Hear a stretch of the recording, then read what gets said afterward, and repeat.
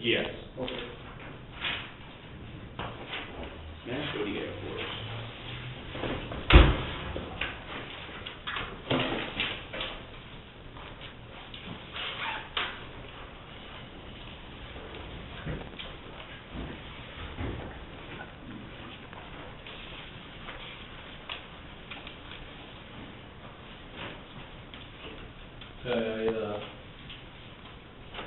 I talked to Jackson Farmers and had them give me a price on 7,700 gallon of gas, and we do that. It would contract price would be $3.22 a gallon, which I didn't really know if that was that great of a deal, but after I watched the news this morning, I think maybe we got to do it because they're saying gas. They predict it going up about 30 cents by summer. Just from what I heard on the news this morning. Yeah, I think we're about as low as it's going to be. Some of the stuff that's going on in the Middle East, just the current policy, the energy policy that this country has, it has really only one way to go. That would be a total of $24,797. You guys use that much? I mean, I know you contracted or bid 400 gallons for the county lake. Right. I'm assuming that was yours and not like diesel. I'm assuming that, should we be getting, because they need gas, I mean, would we be saying I don't know what if that's more, is it the gas or right. diesel? All I'm saying is there enough, I mean, if we happen to transfer or use some of that for contracts and would you need that much? Yeah, the road and bridge, this is just for road and bridge. Road and bridge, Yeah. okay. The only thing I did for the lake, You did 200 gallon dive. yeah, that's all I did for them because that's all. And see, I have a feeling that that's gonna be easy to take care of because they won't be using the tractor to run now. All it's gonna be used is for they're gonna have mowers, so. Right. So I mean, I think that'd be easy to take care of them. Looking here. So when do you have to take delivery? Is that throughout the course of the year? Yeah. And if you don't use it in the year, it rolls over. That same price, no other It additional? rolls over at the end of the year, it goes to the current price, whatever fuel is the next year.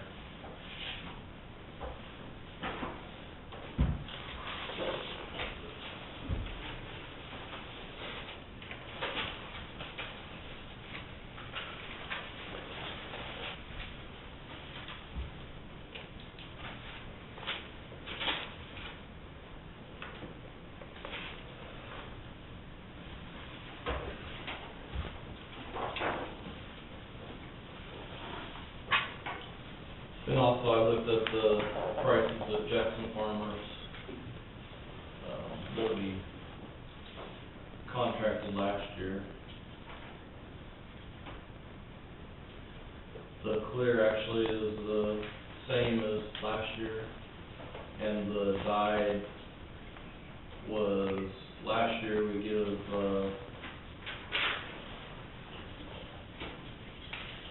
$3.30 a gallon, and actually this year it's $3.24, so it's actually cheaper than it was last year. Yeah, I think if we monitored that, I think there's quite a bit of savings because of what fuel did this year. It was closer to 4 and over 4 for longer than it was in the And those will be, well under 2013 budget if we go ahead and do that. Is that for both solid waste and road and bridge? What's that? Is that for solid waste and road and bridge? Yeah, solid waste, let's see, solid waste, we had budgeted $50,000 for fuel, and, at this price, we'd be at $32,400. Oh, that's good. So we'd be, $17,600 under budget.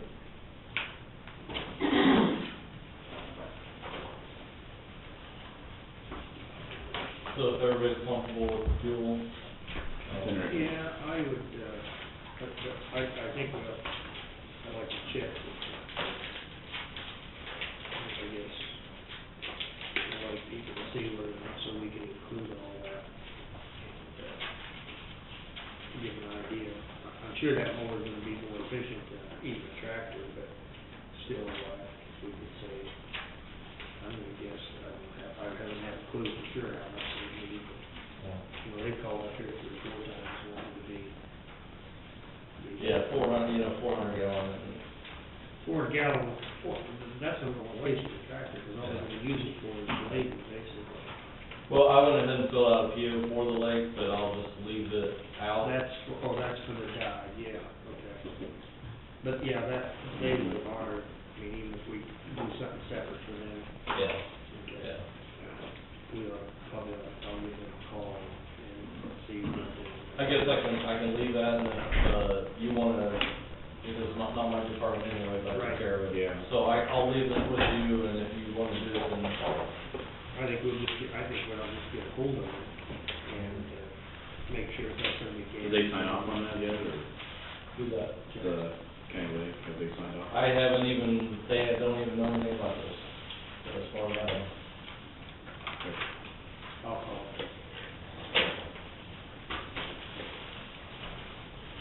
I'll leave that with you.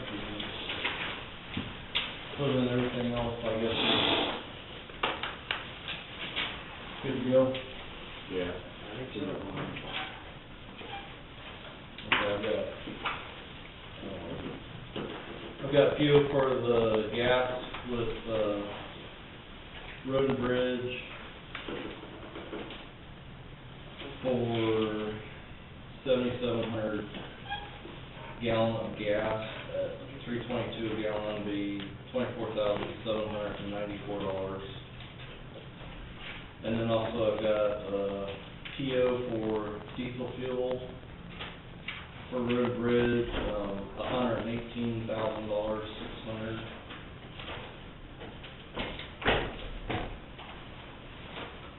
And then also I've got a PO for solid waste for $25,920.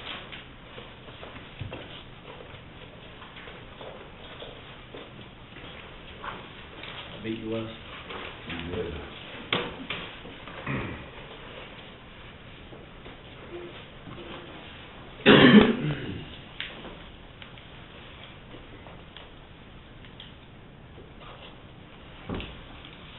If you're not busy, can you stop by the shop?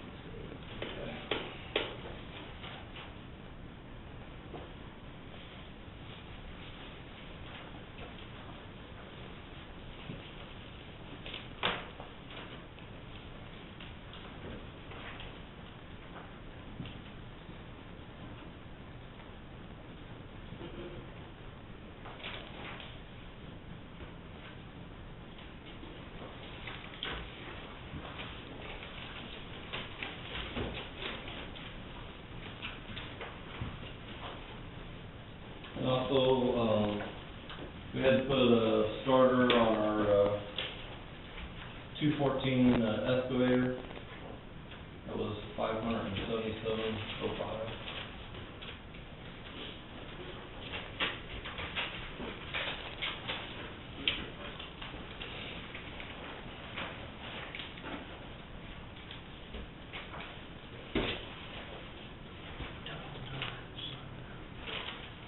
We had, object marker signs and weight limit signs was $623.99.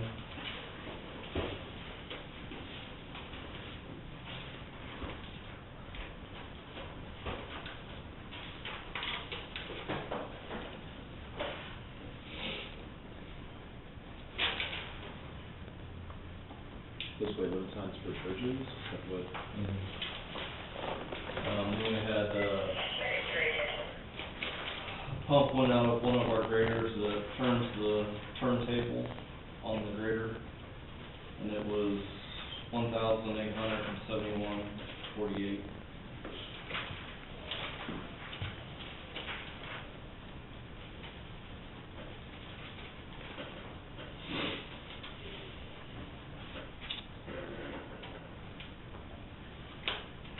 And then the cutting edge on the rubber tire loader broke, and it's actually about wore out anyway, and it was $774.52. That's all kinds of good news. Yeah. I'd be doing it. Yeah.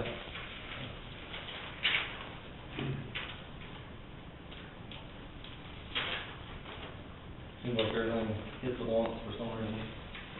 I have a feeling that's not stupid happening, though. Get some updated equipment. Yeah.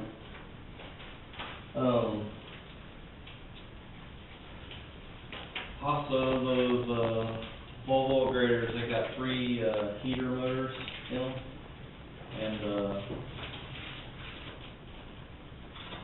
they were down to 1, and the last one finally went out on Tony's grader, so we have to replace them. It's $1,512.91 for that.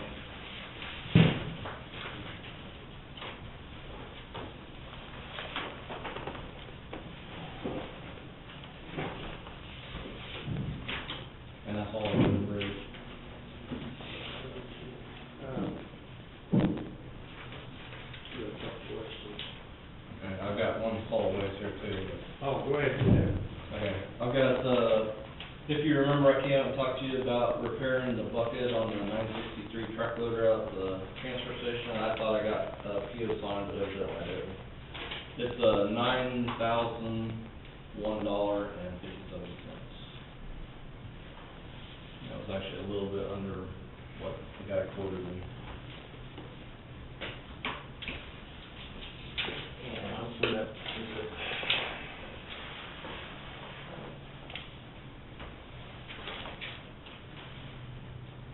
This is the one, this is the piece of equipment that we had a lot of repairs on last. We put, new, rails on it, so hopefully, I think I said that after putting rails on, but hopefully we're good to go now.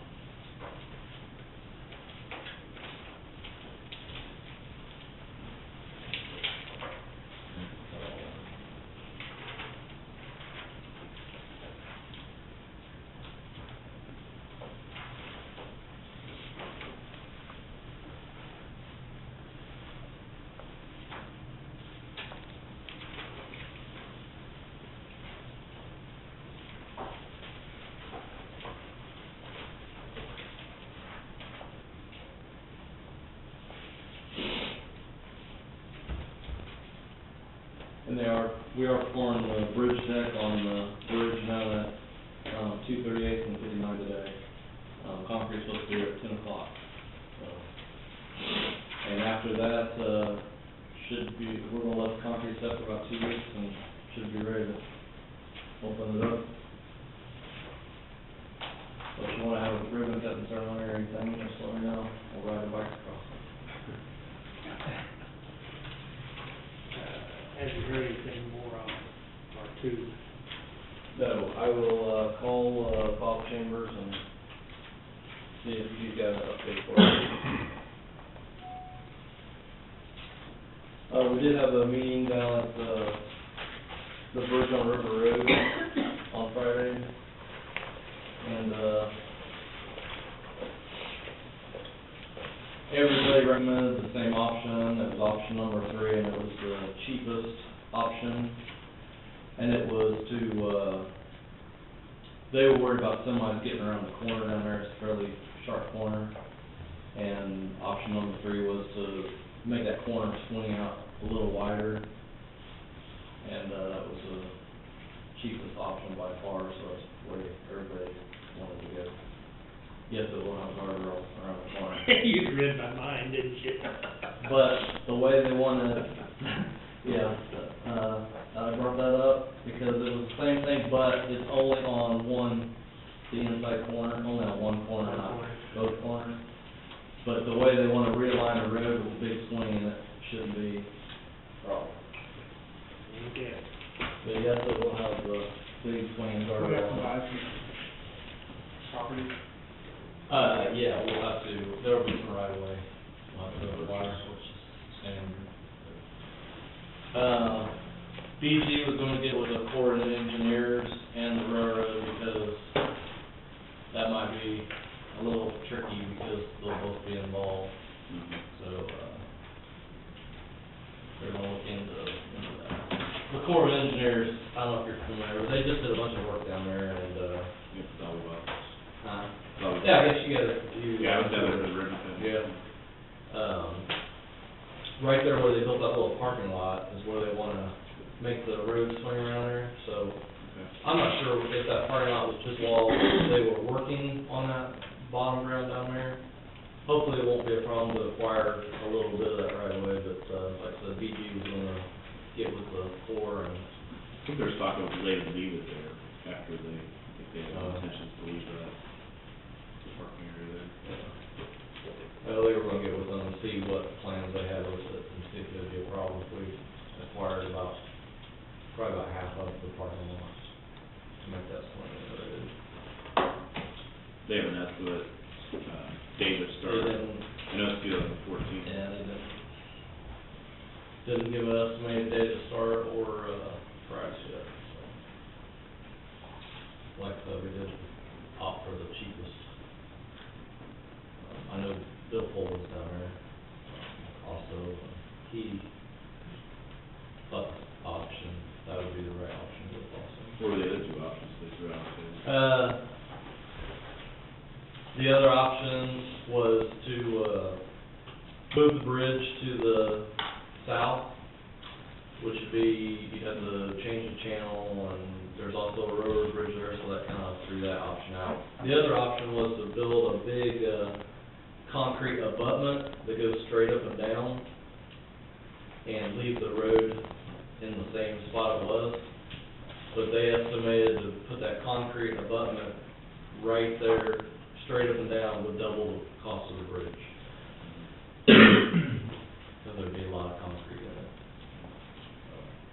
So, those were the 3 options. Okay. So, How long, the river road that we're redoing this summer and stuff, how long stretch is our, what's our stretch? 2 miles, right, 2 miles. Okay. About,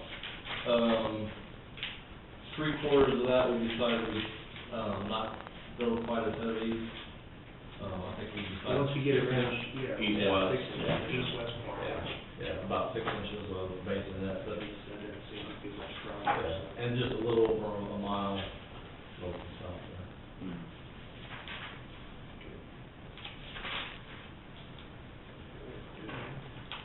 Well, that don't just pour concrete. Wish I could help. Huh? Wish I could help. I bet. I probably could dig up a pair of boots for you if you really want them. I've done. I'm gonna pass. All right. Okay. Thanks. Have a good day. Yeah. John, he's right here for Dennis Foster. Well, yeah, I was here to talk to Dennis, but while I'm here, if you guys have time, the last time I spoke with Dennis, he said him and Pat had gone around, I don't know, a dozen nuisance properties, and Dennis had wrote recommendations on, just get an update on you know, what direction the commission's gonna go with those. Well, Well, I think that would be a question for Dennis. Yeah. I'm not, we did go out and look at those. I've not received written reports on any of them. I know he had sent letters or was going to send letters, I don't remember which, inviting some cleanup. I've not been out by your place in quite a while. Going to Peak, I drive by that corridor and some Canada, and some of those are cleaned up. But that would be a question to ask him. Okay. so that's what we probably, don't have to go through the whole press and questions. Otherwise, I think we have, let's go from registered deeds office. Yes. Yeah. May we come up? Yes, Okay, absolutely. thank you. We're gonna extend an invitation to everyone up here to, all for Martin Will's retirement party we're having in the office. Okay, that's this Friday, November? This Friday, yeah. And you were there, huh? There you Yeah. go. You You're know, welcome. I still like parties. I know, isn't it? Here you go, Pat. It's just 9 to 12, and come and go as you like. And then can I ask one question too, or Yes. can anyone ask a question? Yeah, absolutely. Okay, we'd like to know how come Marlene was not being also honored up here. I actually inquired about that. We were told that you guys were doing this downstairs, separate already planned. We can include them, I mean, Well, because that's kind of like a separate entity, isn't it? I mean, if we're just having an office party, where people, like Mr. Beecher and come in and say, farewell to her and so forth. We just was not, understanding why she was not also being honored up here, with Tom and with the sheriff. yeah, we inquired about that last Wednesday. We were Well, told I that, mean, I figured the sheriff's office was having their own, I was only doing for Tom. Yeah, because I talked to you about that, And last Tom. Wednesday, found out that John was not. Yeah, because they had We charged. felt like she needed to be honored by the Yeah. county and not just by us, that was the thing. Yeah. As an elected official. Since, she's been in the office since 1994. oh, no, it wasn't anything outside. We just, Yeah. we were told that you guys were having a party on I mean, other Friday, offices so we thought that was, did their own. mhm. And Yeah, I know, like we when talked Sandy about- quit, the treasurer's office did it for her. Yeah, I remember we talked about that, because you said that, that she had enough money in her budget to buy her gift and to buy, for her party and stuff, so, yeah. That's, Yeah. That's fine. We'll honor Marlene at that as well. That's okay with us. Sure. I just, we just think that would be nice. Yeah, absolutely.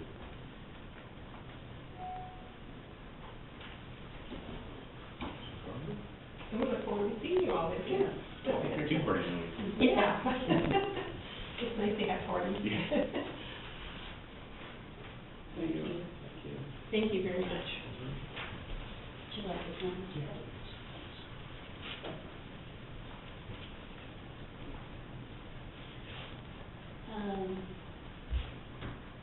Maybe we could get Wes too, since you're here, we won't be able to circulate to, You won't be here. oh, okay. Chase, would you like to sign this card?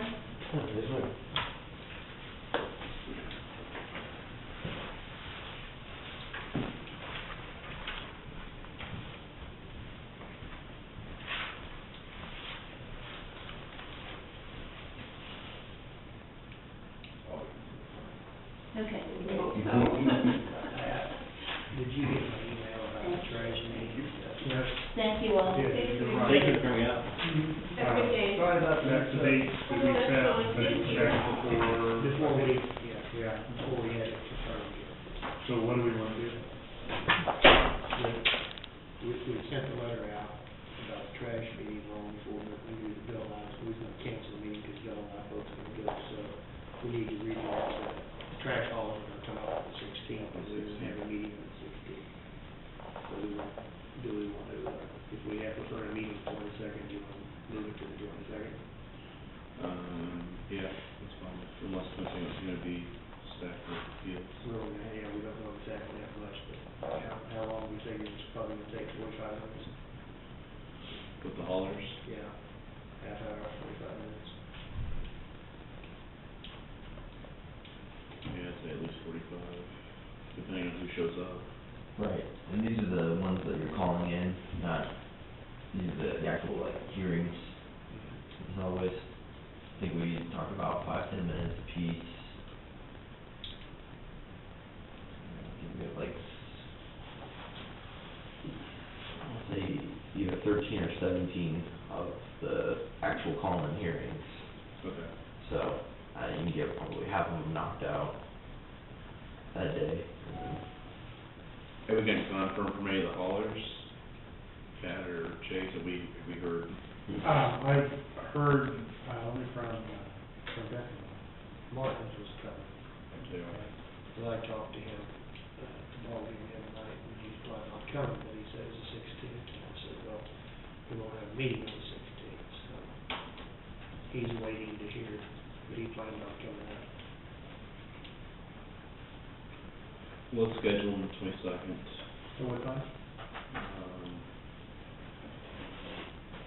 What do we have any nights if you want to do right off the bat? Let's do Or him 9:30? let's meet with the haulers at 9:15 and then move, hearings to commence after, so let's say probably 45 minutes. So it goes at 10. Start hearing at 10 o'clock.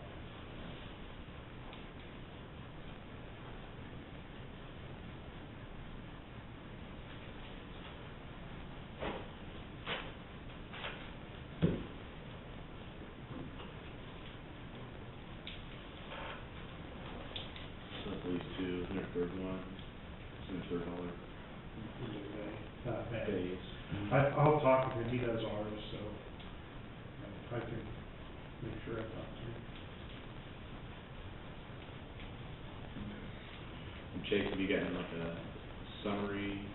Still getting it, because of the added fields and, you know, last week, we had a few ads, so, probably Wednesday, we'll have most everything caught up, other than assigning the hearing times. But, you know, we should have the summary all caught up to, from the beginning of the appeals to then, so.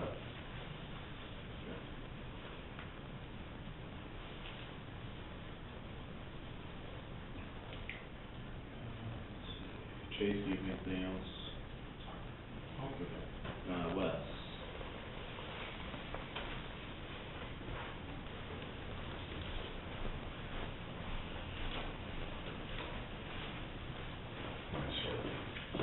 I have some requisitions.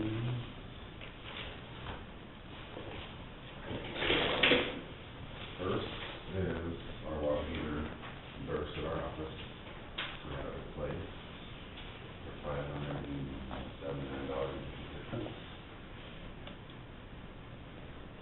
Is that the total cost installation there? That'll come out of Knoxville Suite capital outlay.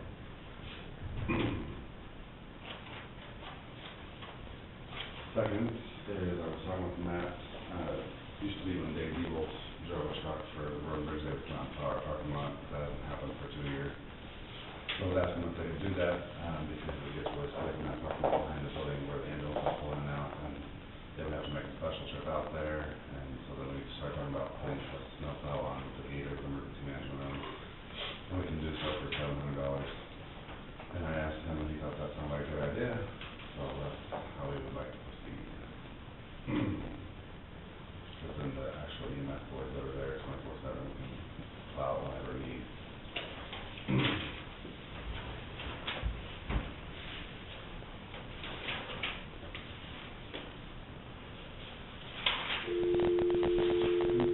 And then, this requisition you guys already signed back in, building for the base station, they didn't bill us after the first of the year, so does it need to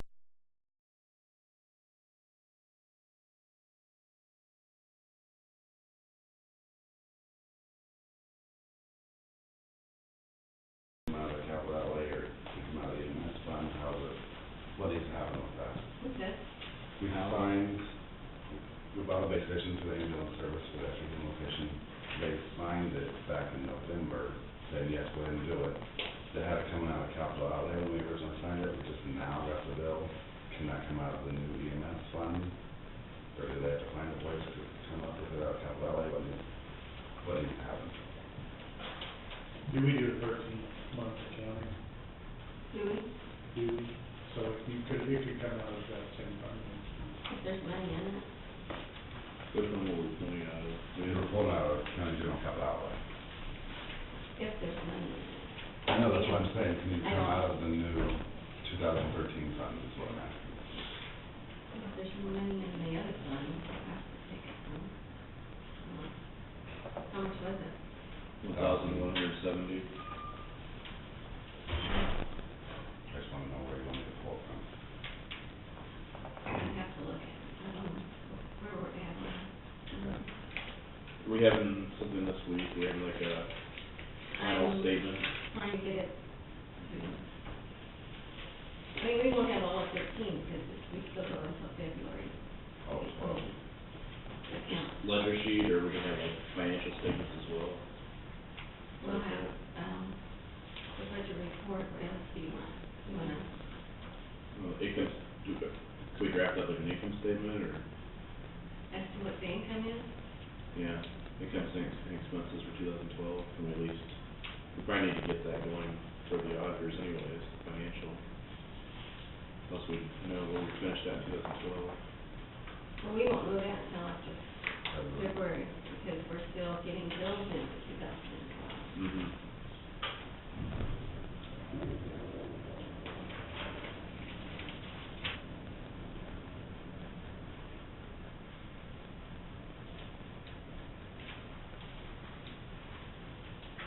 I guess I don't think that's right, they're gonna want their money before long, Mhm. so that's just something I had. They just issued this, is that correct? Yeah. So it was from,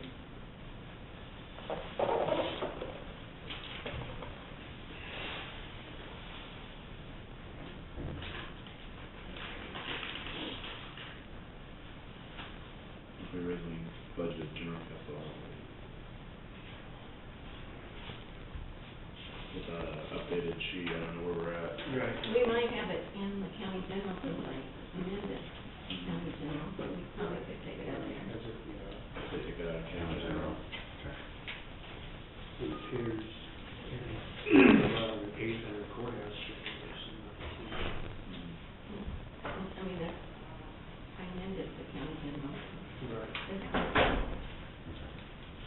And then on a side note, with the water meter doing all this damage, water everywhere, we started ripping down the walls in the bathroom, just to fix up, and just, you've seen our, it wasn't very nice, and I thought I could get it cleaned up for $500, but it's not gonna happen for $500, it's gonna be around $1,000 to get everything put back together, which I was gonna pull out of capital, noxious weed capital outlay. But I don't have a final number yet to give you a requisition to sign, So you estimate for around $1,000, so like 500 Yep. studs and. Studs and drywall, and the plumbing, we, used to run on the outside of the wall, and now it runs inside the wall, and insulation, there was no insulation in the bathroom. So, we're lucky we didn't have any pipe burst, so, On this, did Heritage not have anything like that? $3,500 for the same thing. Yeah, I called in first. Good. Yeah. Yeah. Not like I didn't, and this is the exact same thing that they were bidding me, because I used the number off their quote, so. Why take it away? Yeah.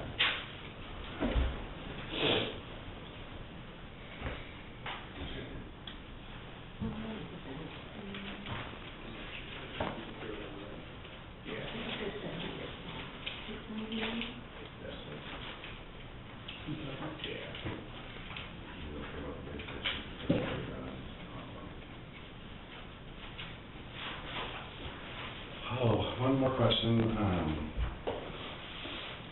Tex Inc. wanted to know if we could paint the ambulance bay in Effingham.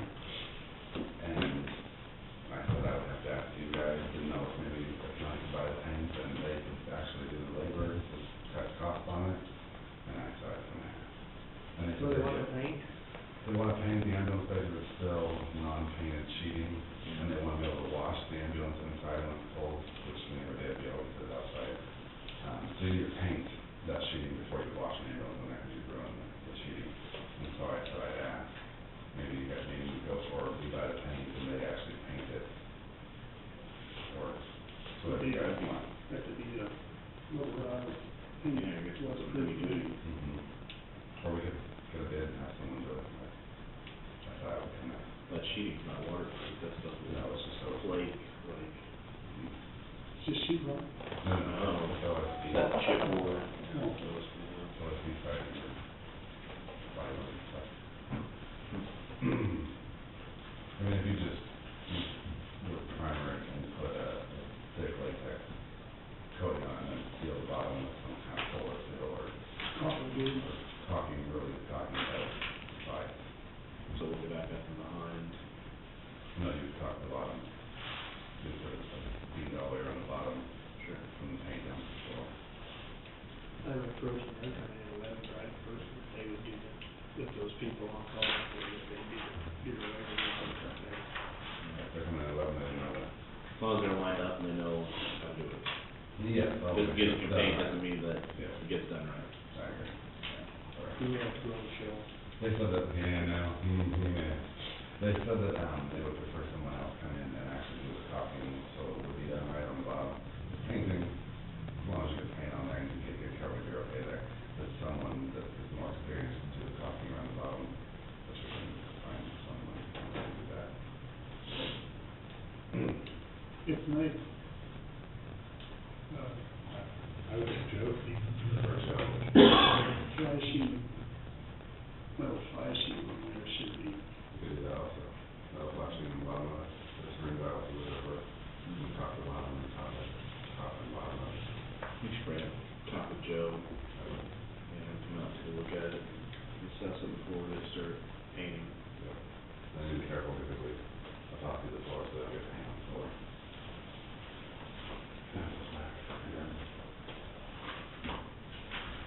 See how that goes, if they're using it too much, and it starts deteriorating, that way they have to get maybe some of that, what they call it. Plastic sheeting. Sheeting. I believe that is all that I have.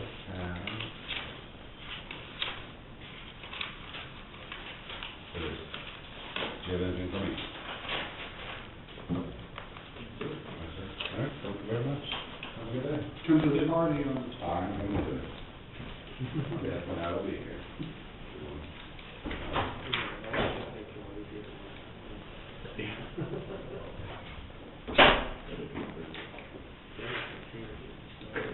Yes? Welcome back. Thank you, folks, thank you. It's an accident, I think. I looked at shadow around the line, but I don't know what's perfect.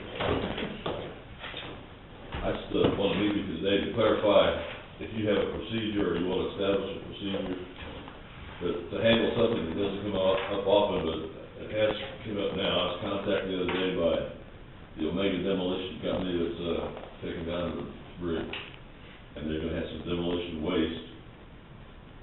Concrete that's been declared clean concrete by a fellow named Tony Guy from KDH&E, so by doing that, he gave back the responsibility to the county how they want to dispose of it. And so I looked at it as clean material. Omega contacted, as I said, our agency, a fellow by the name of Chuck Delansky, who's the superintendent of the company that's tearing this down. And he has us to look at two spots where they want to get rid of this concrete. One is at 7500 block on Rollins Road. When you go down 59 Highway, you turn on Rollins and go up the hill, and go about a quarter mile past the houses up there. There's already a kill site that's been started, and so they want to haul the concrete there. And then the other is for Dennis Dane, who lives, what address do I have for him? down there. Bugby. Yeah, it's right down by the elevator, and you go up the hill to his house. Well, he wants spilled material brought into that area just below his house to start addressing any bank erosion behind his house, I guess. And I stopped and looked at both spots, and they both appear to be a good place for fill. But because I wasn't aware of anything the county had, and certainly there's no, Okay, that is a county responsibility. I just wanted to let you okay. know that it was occurring, to see if you wanted to establish not a code or anything like that, but possibly a procedure to handle things like this in the future, and what may come from there. He being Chuck Lansky, indicated that they're probably gonna have to use some of the fill to shore up the other, Missouri side of the bridge when they start taking it down there, but then once they're through there, they're gonna pick it up again and possibly bring it back over here for disposal. So this is basically what I came to see today is for an information meeting, just to provide information for you, and maybe get some feedback from you. That one bill side or all, is that just are they trying to build something to? Yeah, there's a gully, that runs, along the, west side of the property down toward, it looks like a barn and some things like that, and I think he's trying to fill that. I noticed, when I was there the other day looking at it, that a tree, company was bringing in, not trimmings, but, things that they run through the shredder and stuff like that, and it was dumping it there. So there's already probably 30 piles of material, different material that's been brought in. And who's organizing that? I mean, who's? I have no idea, but that's, Because if it's the county, I think, I wouldn't be afraid we need to talk to Matt, because I know they use, you know, along some culverts and stuff, they from time to time, they use chunks of concrete and stuff. well, and you brought up a good point, that's gonna be another question I had, is that material that you all would be interested in going somewhere, if I talk to the landscape, that you might have places for it that you'd like to. I would sure talk to Matt and see if he had some immediate use for something. We haven't been worried too much about excessive bushel lately. He does use, I know down Independence Creek Bridge, it's a continuous, bank erosion, so he does use, quite a bit of riprap. Yeah. When possible, we do have a place where we do store it out, to the north end of our construction demolition site. All right, I'll pass that on to, Delansky and let Matt just be the person who makes that decision, I guess. I think so, because if it belongs to the county, I mean, that would be, he could, if you present those other sites, and, you know, we could all share it, but he Okay. doesn't have to have someplace, you know, to go with it, it's not, you know, maybe part of the western part of the county or something like that, well, let's. So the procedure that you're asking, that you're laying out is for being informed whenever you have this kind of material that private people want, so you do where it might go, right? Right, well, I think we need to know kind of where it's going, so that, we make sure, of course, that needs to be approved by you guys, too, that it's okay. But, you know, we do, I know, like I said, Road and Bridge do use quite a bit of that from time to time. All I'll do is just, write up a formal, procedure and give you guys a copy of it, so that if whoever follows me in the future will all be on the same page. That sounds great. All right. So we don't have anything in place right now. Nothing to deal with that. But I know it. I think basically, as long as we know, they come to us, and then we can say, okay, this is okay, or else like, in this situation, where, you know, if he talks to Matt, Matt has to use just so it gets taken care of, you know. Because I know where Matt's gonna use it, he'll use it around, you know, where there's a culvert or something that's starting to ditch and stuff, so I mean, I'm sure that'll be approved. Wouldn't have to have a telephone number I could reach Matt at. That'd be helpful for me.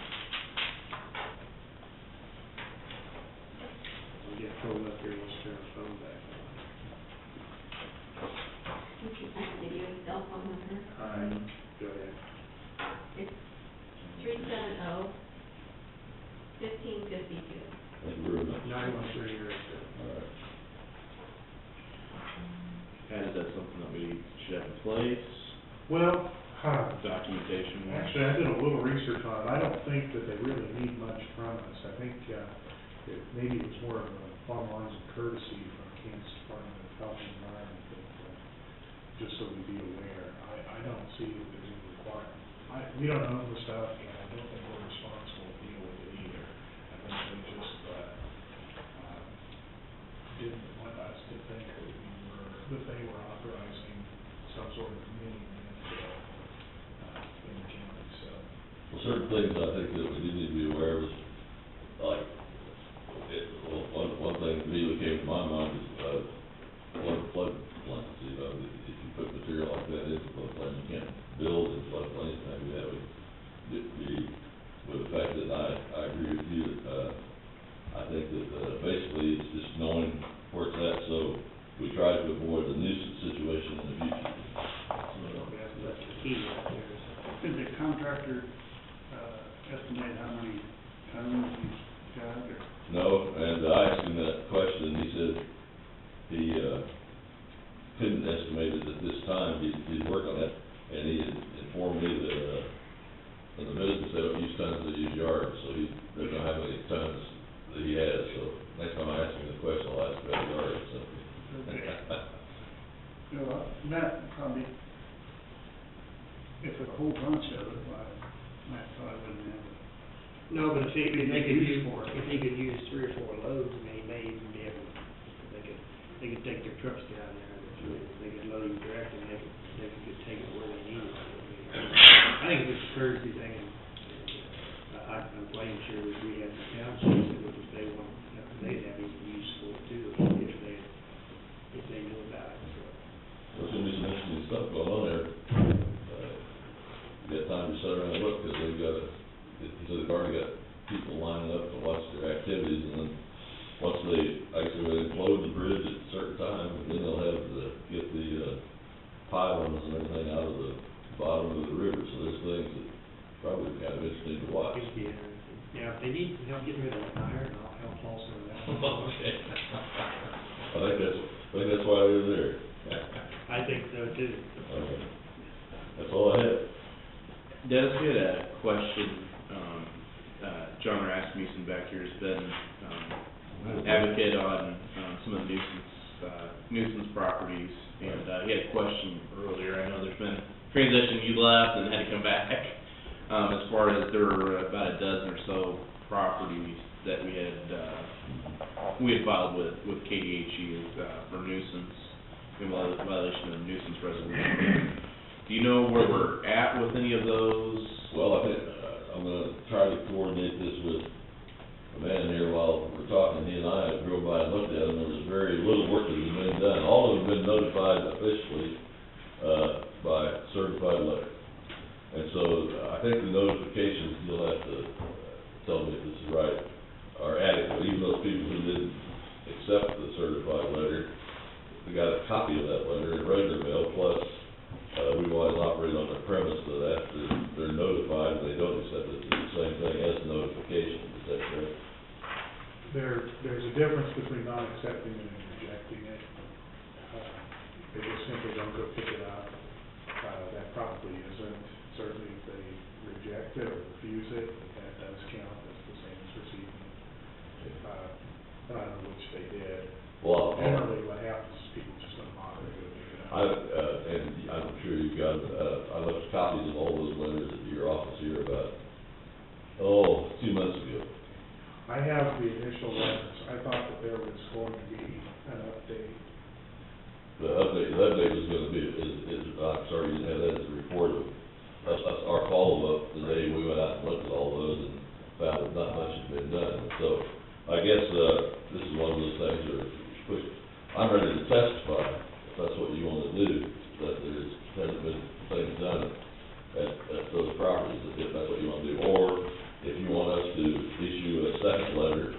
Well, I don't know about a second letter, but some really could be very brief, but record of some photographs that we could use for, they have to be big enough to show to a judge. All right. But if we have that, we could certainly forward them. One question I had, the initial 2 properties that we've had, I don't see where any progress or any statements really been made. What's progress on the prior 2 that have gone through the court? What's the recourse if? Well, both, of course, were convicted, both were fined, both paid their fines. We could file another action. We could ask the court to find them in contempt on the basis of the last fine Okay. as well. I think there's kind of a political decision as to how far we want to push it. I mean, wanting to ask for jail time for, because I think that's the thing that's gonna get their attention for violators. And if there's a political will to follow through with the resolution. And, I'm ready to do it, if that's what you've done, you can certainly file it in. That would really be my recommendation, rather than the nuisance thing. But, you know, they got a fine, they've updated the fine for, it's done immediately. I know we certainly hear quite a bit about the western corridor of outside city limits west, and the whole western corridor as far as cleaning up. I don't know a whole lot of people that like having necessarily clutter and Well, neighborhoods and. several places we were talking about were in that area. Yeah. They are much better than they were a year ago or more. They may not be up to. I don't know if I agree with you on that, but. Okay, well, certainly on the north side of the road, they are. I'm not sure if there was anything down on the south side. Well, long and short, I mean, I don't want it to drag out over the course of 2 years. What would be our next course of action? You know, I'm gonna follow Pat, I'll get the pictures and get everything ready for whatever action you wanna take, and, stopping to talk to some of them, has been done, but also they're hard to catch. One difficulty, and this is where it's not a decision that needs to be made, if it's illegal, but some activities that are going on, it's actually a source of income. And so, whenever, we interrupt the salvaging operation or whatever, we're gonna be interrupting some income, because some of those people are doing everything from a flea market type thing to actually salvaging metal, And our big ally in this in the past has always been the Department of Transportation, who actually licenses the salvage yards.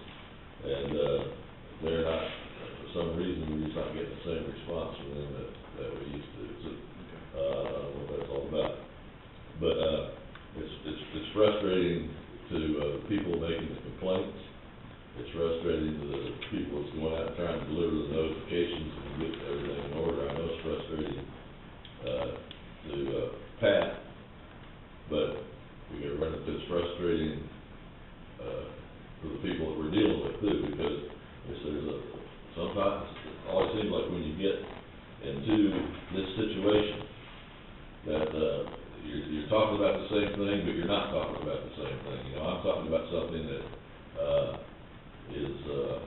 when I'm there, I need to find something that affects public health. The hardest thing in the world to do anything about is the stakes. What displeases me as far as looking at something is pleasant to the guy who's doing it, because it means that he's making some money. So I always try to find some reason that the nuisance should be corrected because of the public health or environmental health problem. And, that makes it a little difficult. Things are so marginal. I know here, I think it's last year now, that I met with Mr. Rasmussen, and he had a legitimate complaint. It looked like that, there was a wastewater line coming off the property onto his property, and it looked like there was rock that had been used in this wastewater line. But at the same time, other than dampness on top, we didn't find, it's hard to find evidence that we could actually present. Now, he called, about a month or so ago, and talked about the same property with what appeared to be wastewater on the property. And when I looked at it, it appears, I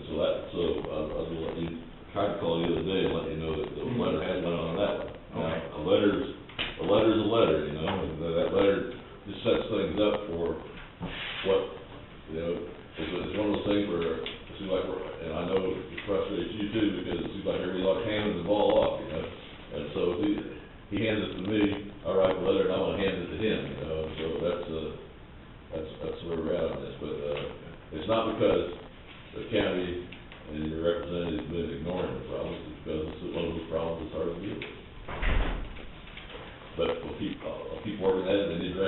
you give us, that's what we'll do. So, in the directions that Pat gives us, that's what we'll do.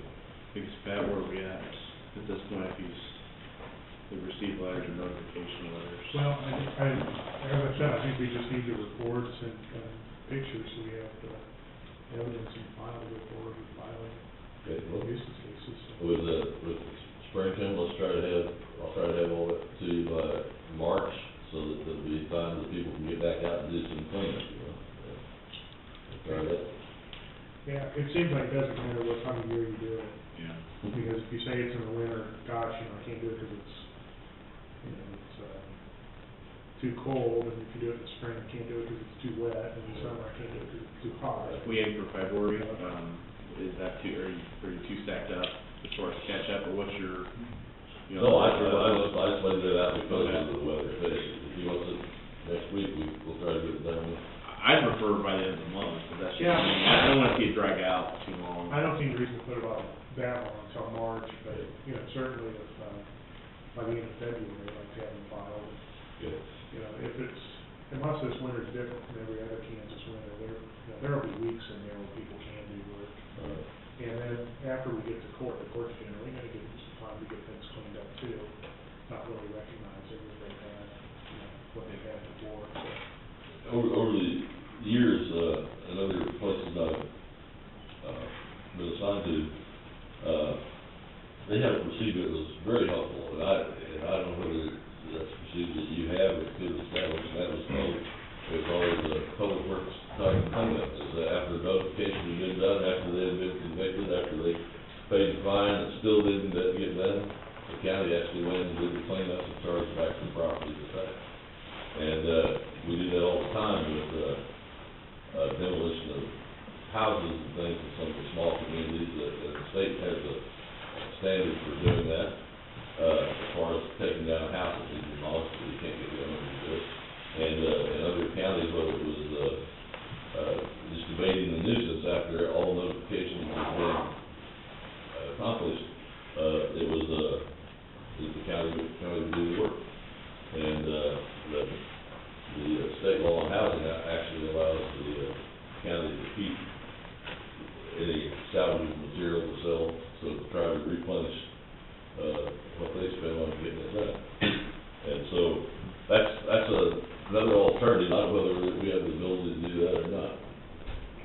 Well, sure. My question, how does that, do you give us guidelines how much has to be cleaned up and what part of this is, because you want to start, if there's somebody who's got some salvage stuff there, we might think it's a nuisance, and they think it's got value. I mean, it's just like you were telling me how you look at one thing, same thing, some people think cow manure smells, I think it smells great because it's fertilizer, to me, it's like mud, so I mean, that's stand.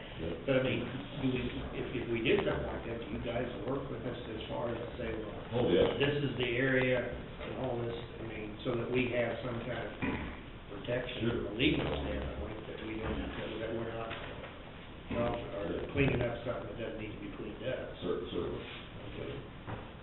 But, that's just a suggestion on my out as a possible alternative to just waiting and waiting and waiting, because, that's frustrating. And, I'll have that report to you before, the end of the month, and, we'll, Great. see what's going on. Appreciate it. All right, thank you. Thanks, good to see you. Good to be back. Oh, yeah. Maybe. Retirement.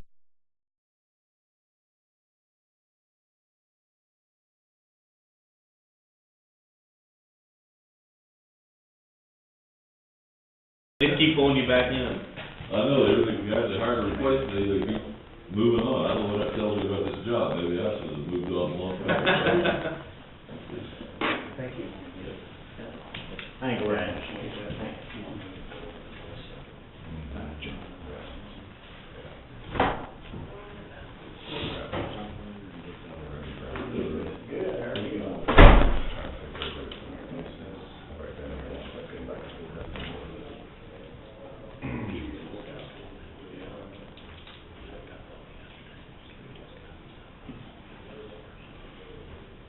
I guess just let us know when you get through those reports. And then just kind of proceed. I just don't see something like this drag out. I mean,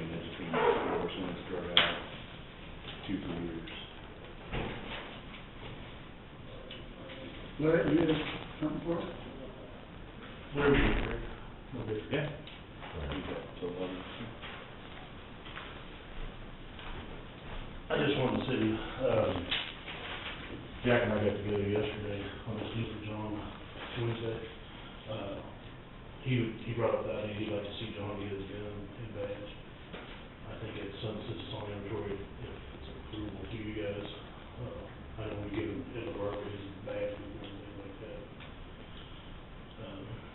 The gun's probably 10 years old, 11 years old, 10 years old, probably. Yeah, so. There is a surplus property act, and it can be declared surplus and given to them, and I understand it's pretty common. It's pretty common. Yeah, we discussed it actually, they asked me to look into it, and, so really, all I need is a description of the gun. because it I've got has- serial number and stuff, and then Yeah. just when we fill out one of the surplus, the delete from inventory sheet, so what you want to do. I think I don't know what form you're talking about, so I'm gonna say yes. You have to have one of those Do they forms. need something just that the commissioner signs? Right. Okay. Just a letter or what, a memo? A letter would be fine, Okay. but it needs to identify it. Okay. It's less than $1,000. Right. And, John will be taxed on the value of that, so if you can give us an estimate of the value. And there's no way around that except to give them a bonus if he was at their own tax, but we'll be fair with that. Yes, like I said, the gun's about about 10 years old. I think we got it in 2003. Okay. Okay. All ready. Somebody looking after it? Huh? Got two of us, we got. Take your time to go commit a crime. Yeah.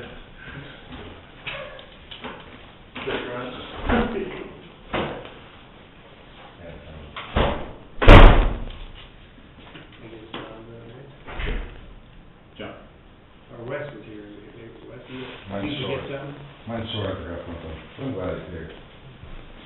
Our fire chief from Fire District Number 5, is that right? Lancaster, Anson Brock filled out the paperwork and achieved the goal steps where we will play license items on the vehicle.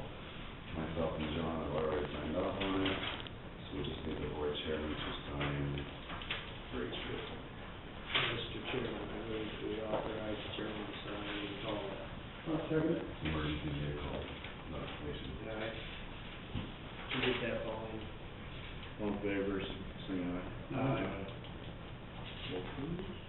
Just your recommendation was, I think what I would do, I don't anticipate that you'll get many of them, but I would kinda do them in number, like a 13-01, that way you know how many you get and what calendar year they come in and kinda number them, like following judge resolutions or something. Yep, we can do that. I agree. Is it just his vehicle? Correct. One vehicle? Three. Because he drives 3 different vehicles. Siren and, License plate. No, the line item is the board chairman.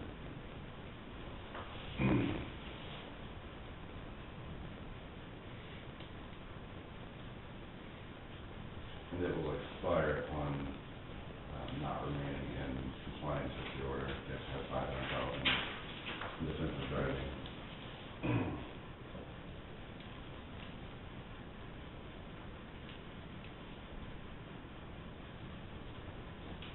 They're supposed to notify the sheriff's office if they drop the low end themselves, If they drop the, if they drop their insurance or if they're not. That's the only thing they can drop their insurance. So he's the first one, correct? Correct. Is this his personal vehicle? Just to reduce that.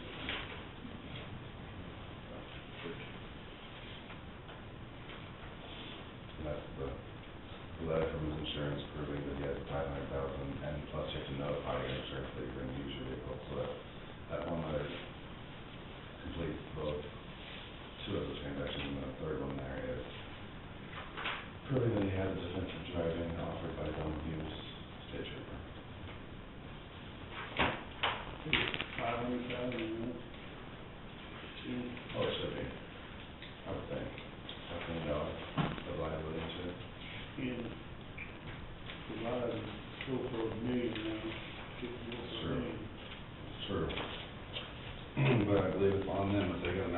using my personal vehicle, I mean, it's 100% their own, the county doesn't, no liability by the county, right?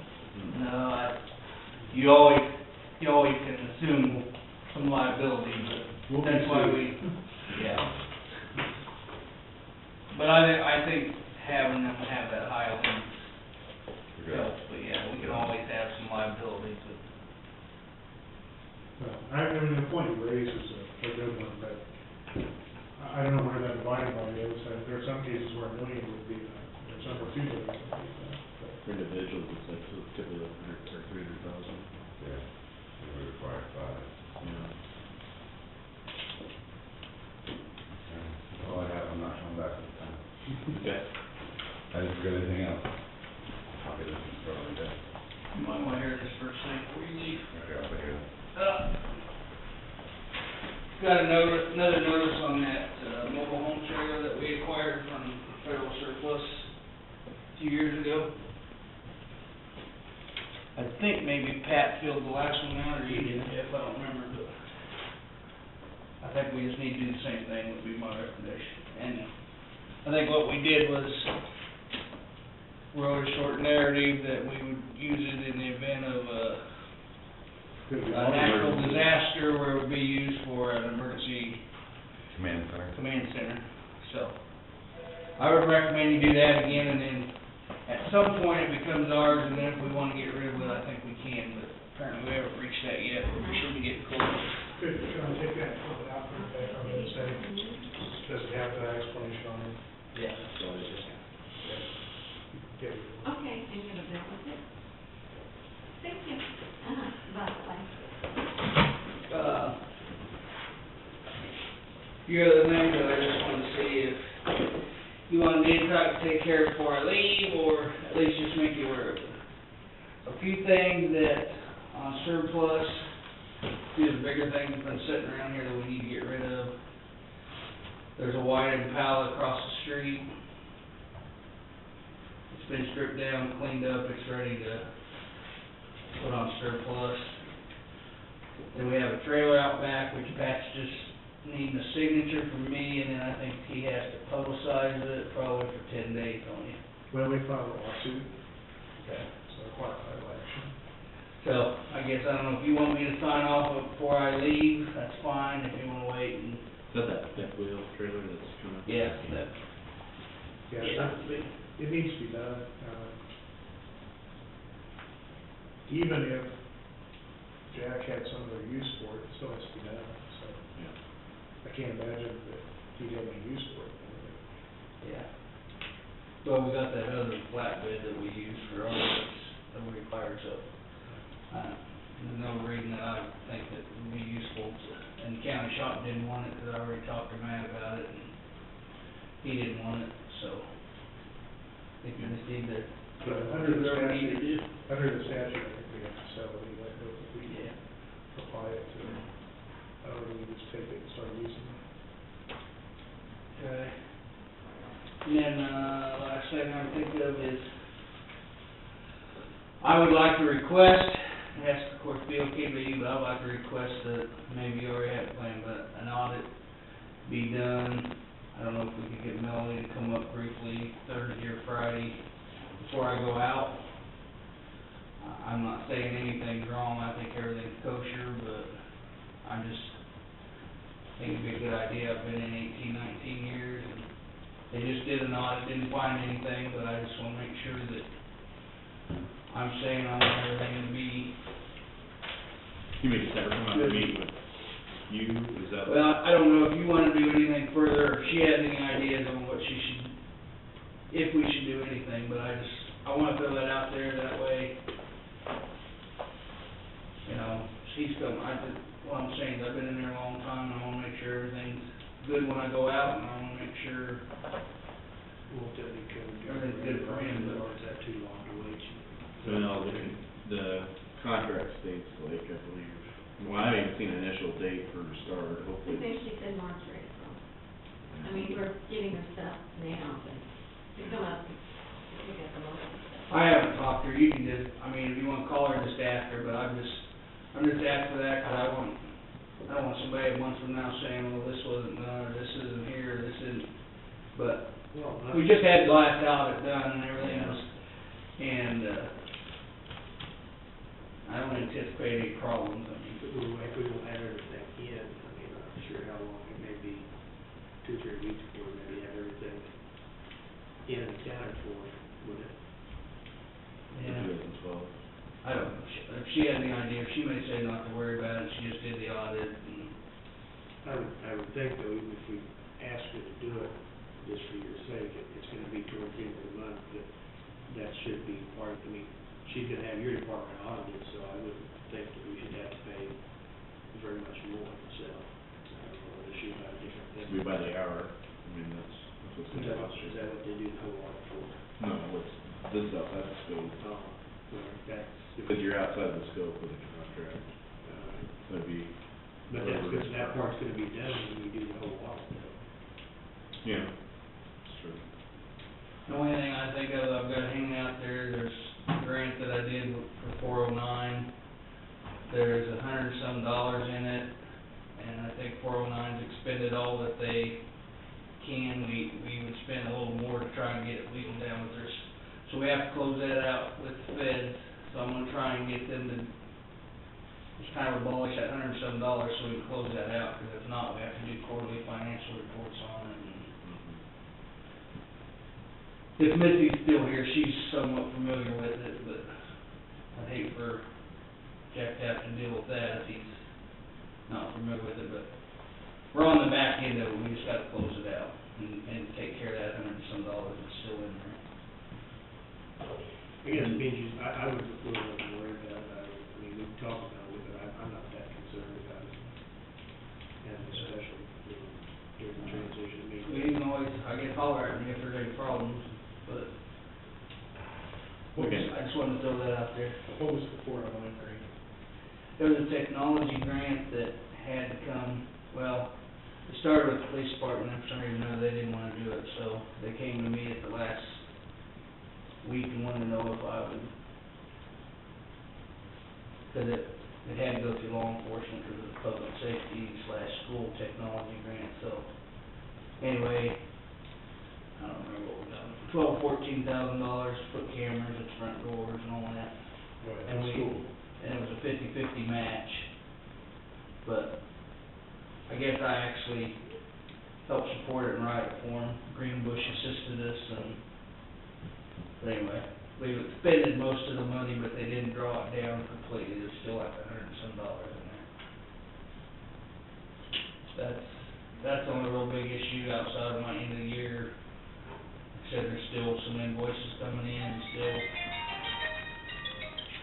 but that's typical. Do you know if they got equipment audit? I know every department had to do it right before you, the equipment audits, I think that we. Inventory. Inventory. Most of mine's done, but there's still a few that, like Missy hasn't got her general office, I just said something to her this morning, we definitely need that before Monday, because I just plan on leaving on the desk, you know, copies of inventories and getting them to call me. But most of them are done. So that'll be done. I don't know if there's anything else you need.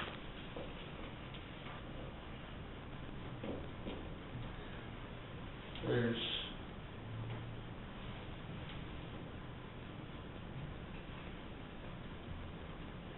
money-wise, most accounts are still gonna be there. Like I said, the only thing I expended was the crime prevention stuff and, but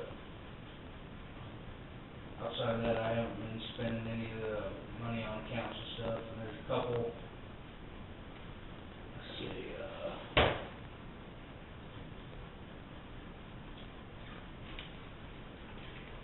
couple of contractual agreements that I'll probably just visit with Jack sometime this week about, that we're kinda due last month to kinda sign off and extend, and,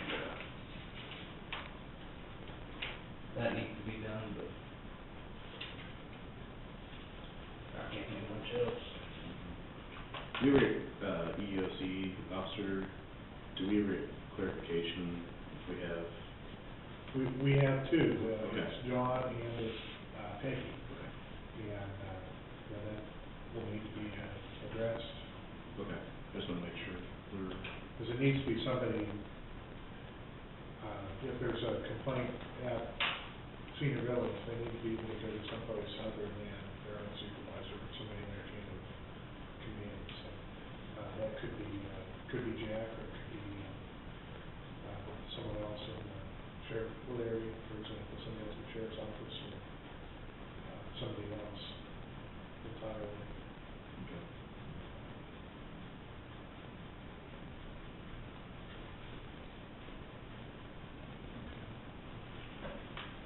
Did you need to draw something up on that trailer?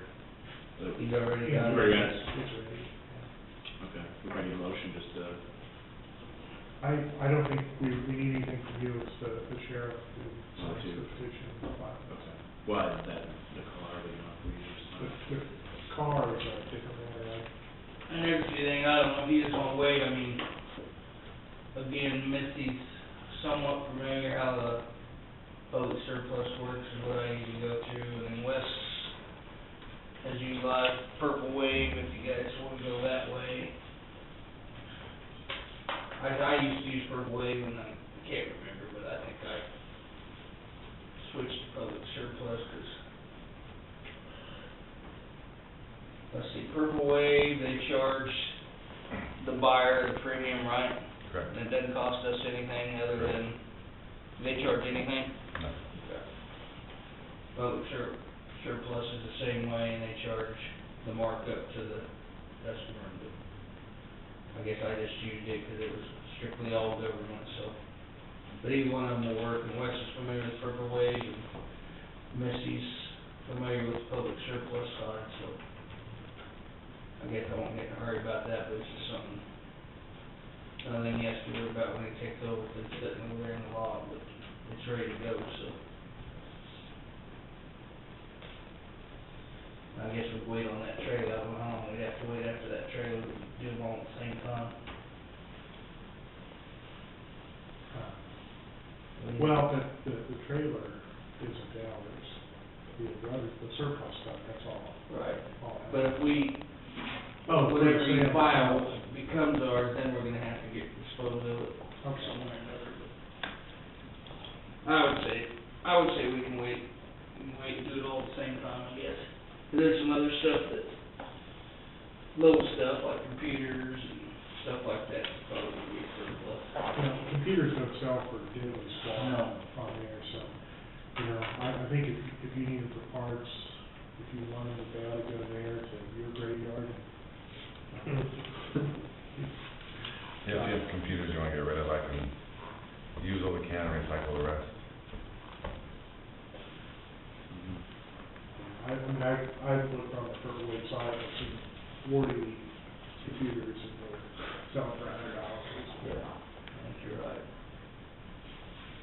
You spend more time, the other thing, I got some old phones, probably about 27 old phones that are down underneath the stairs, so. Those are, I don't know if those will bring anything or not, probably more computers, but.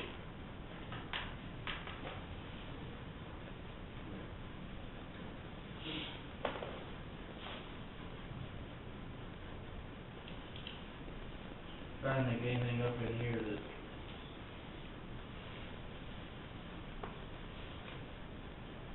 I got manuals and stuff on the, like that machine over there, we've never used it, but. And now with technology that, you do it on your computer, do it on the screen, but. That there, Wes, is real nice for documents, and I'm not even sure if it's tied in right now, but. You can place your documents on there, and you can actually show them up on the TV screen if someone's giving a presentation, or probably up on the screen, but we've never used them. We got one down here, and there's one up in the courtroom that we got when we done our court vision. But there'll be paperwork downstairs somewhere on it. Pauline's probably got something there on it, somewhere. On that little machine there. But anyway, it's useful for doing presentations, so you might wanna look into it, 'cause they've never been used. Court, I think we've used one in courtroom a couple times, but I don't think we've ever used this one. The courtroom has to be used, it doesn't get used a lot, but it's several times a year it's used. Like overhead projectors. Yeah. But like you can take something, a really small print, and put it on there, and it'll focus it up and make it nice. It's really good for testimony about a document, because everybody can see the document. But the court, the courtroom's really not set up for it. There's no good place to put a screen that everybody can see, the witness, the jury, the judge, both attorneys. Trying to explain the DNA, like, is it Glenn and Quintilia, so the chance that person DNA is present. There's a lot of stuff in the building that somewhere or another, something's gonna come up and nobody's gonna know about it, but I have a phone, so I'll, for a small fee, I might give you some advice. And you're keeping the same phone. But, I mean, we will judge how good we think the advice is before we pay you. wow. Well, some of them can be pretty good advice. No, but I'll leave, Dirk's been around a little while, but I'll leave, there's blueprints that I'll leave right in my office, a small set, and then there's some down in my storage, and then I think Dirk has a set or two, so a lot of it can be done off that, but there's gonna be some things come up over the years that somebody can say, crap, I don't know anything about. Some of it I won't either, but I'll know who to contact.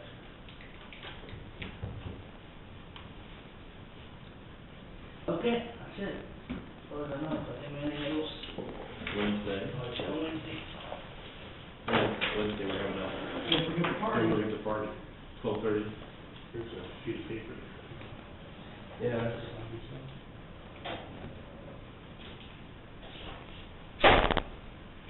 We were just talking about you. Oh, great. Are you Is that why the room got silent? Are you gonna serve the warrant now, or you gonna serve yourself? Only good things. Not really.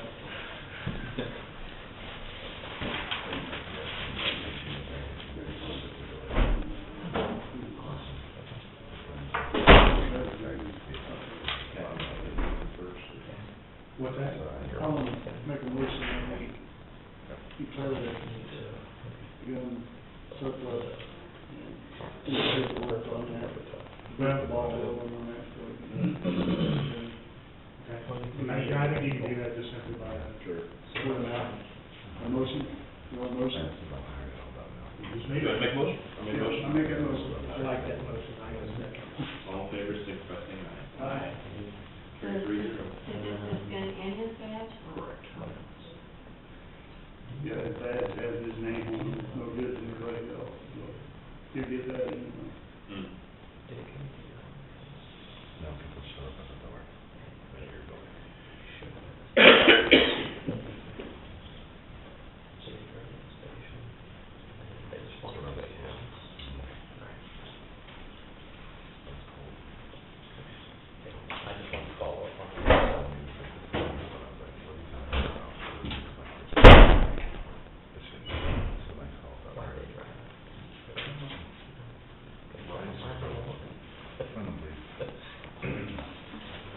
It's my intention Friday to pick up those voting stuff and just go ahead and bring it in.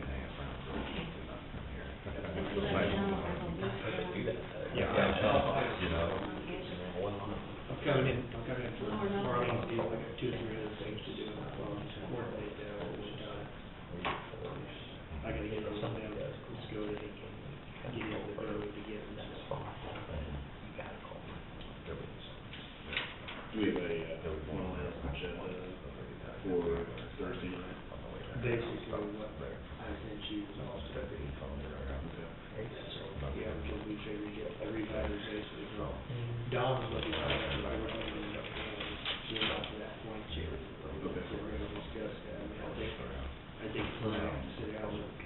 cities want to change some stuff, and then we just gotta figure out, hopefully, how we want to proceed, then we just gotta go out and do so.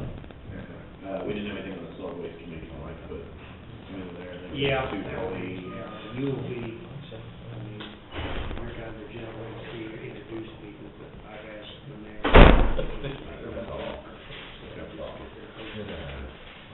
You be introduced, maybe, pass on the spring, whatever it is, that's, just go from there, so.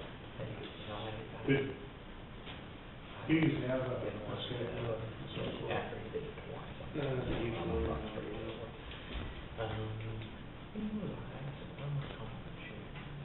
Yeah, we're trying to set limits on those days, how long they go.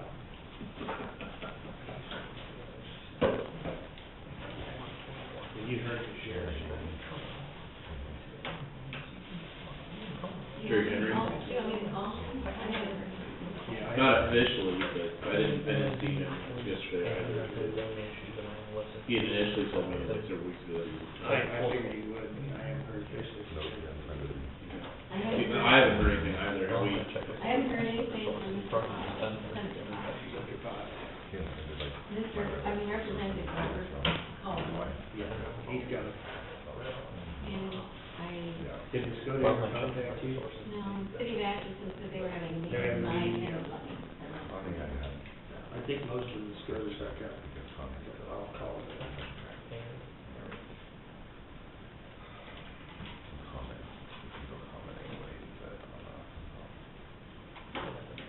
It appears we have some other concern about our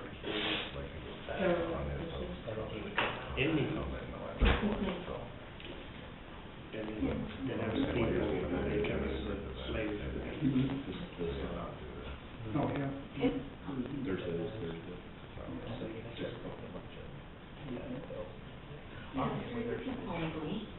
There we go. Stuff like sick. Hey, I'm calling That's weird, we haven't heard officially, we haven't heard officially from I Jerry. talked to you, I talked to Dennis. 6 o'clock. Yes, you have it right now, you're working on it. Thank you. Jerry said he would be there. Jerry would be. We heard from everybody from each city. Let's go to that. I haven't heard from Dakota, I need to call, Lancaster and see, because Ronnie Myers called me, that he was coming, they also told me they have 3 people coming, I don't know who was. I'm gonna get to be the mayor, clerk, and him. I'm just gonna verify so that I would say 4 instead of 3. Yeah, I think I'll be covered. I told him to check on the 40 and have a little over that, but that should pretty well cover it. Because you're included. I had figured 6 with Pat and us 3, and then Bill and you, that'd be 6. So And the media? And the media figured 3, actually, included.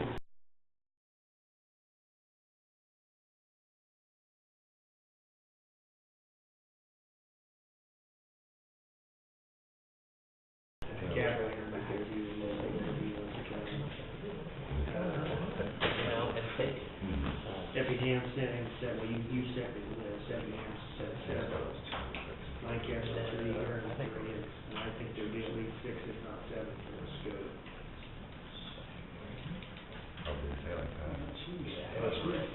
Yeah, that's Chase was, Yeah. being there. Well, then they might have worked with it. Mark, it's fine. Hey,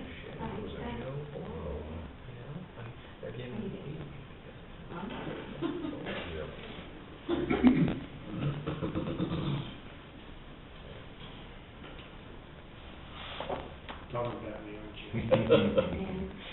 Only good thing. Do you know our name? I will sign that when that Yeah, bill, when that first bill comes. Pat just through, I'll sign it too. He's talking about you.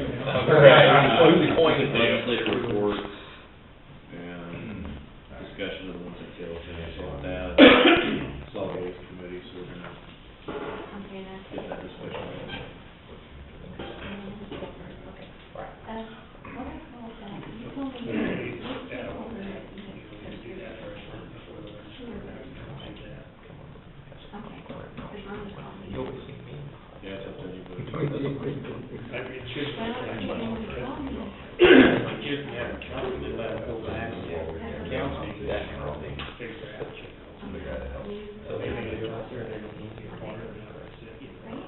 true, they don't have to, you know, necessarily. I would guess that's something that I would take back and discuss, officially point five or just say, no, we're not interested. So Lancaster has 3 counties. Yeah.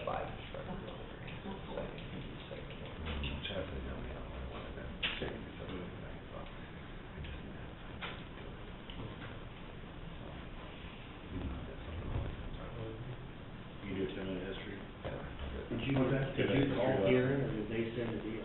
Yeah, yeah, you know what's on it, I. It says 7:30. You get. I think it's the second, look at the second one, I think it's 2 or 3 main times, second one. that's another, and one of So from 7:30 to 7:40. come to one of the Well, I mean, meetings. I sent one to the city clerk, one, So any suggestions on that? and the mayor. I gotta add the, I even solid emailed, waste committee. I don't know if they got it, I don't know. Well, the solid waste committee is actually something I want to talk, do we want to put that off until after the summer? Well, I think we should at least just mention Well, that. you got that information, because I think we thought this may be a good time to present it to them, even though they may not give us name, they can go back. I sent an email or had a telephone conversation or both with representatives, each of the cities, each of the 5 cities. I have not done anything with regard to industry, businesses, education, and I don't know if somebody is, or if I'm supposed to be doing that, or if we just need some direction. You know, we had Wise, Gold Star, Bradkin, MGB, and DC all identified as people that may be interested, and of course, Mr. Steck and Derek Franklin as also being people that are interested in serving on the show.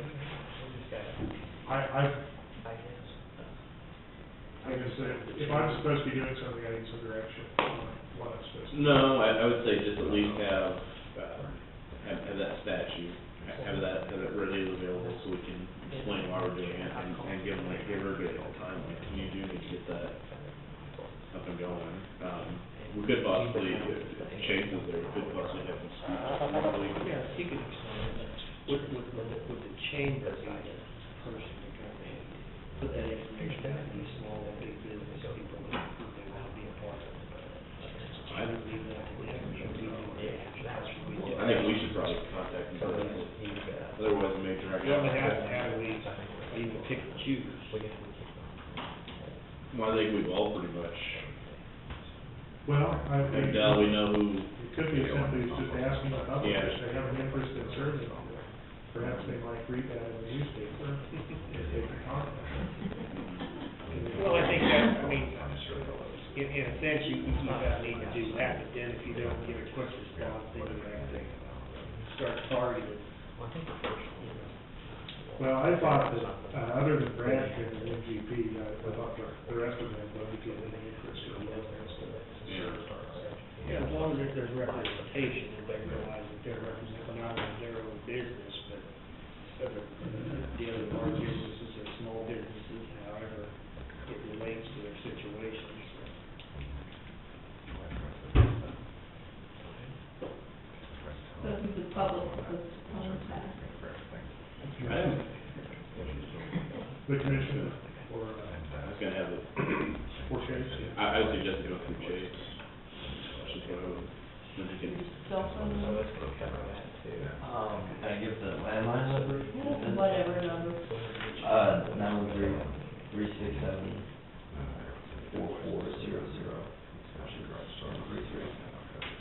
I think that's. 440 what? Extension 133. 440. 4400. Extension 133. Extension what, 113? 133.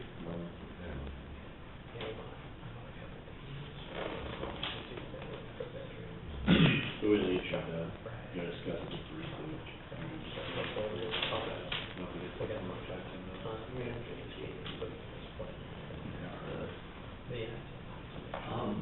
Where do I find a copy of our current solid waste? He sent an email out with the list a month ago, apparently he didn't copy that. I can send you that list. Is that all you're looking for, is the list? Well, the actual solid waste plan, the community. Oh, We should have that. yeah, Matt has it.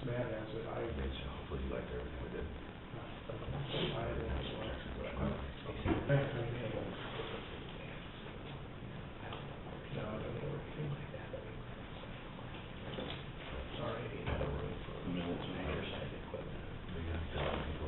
So how many positions are you seeking to fill from the public that you're hoping to hear a response from? Depends on how many cities, you know, or I think right now, I don't think there's any plans to exceed 20 personnel. So it's kind of, you just kind of want a pool. You Yeah. want a fair representation, Okay, but not too big.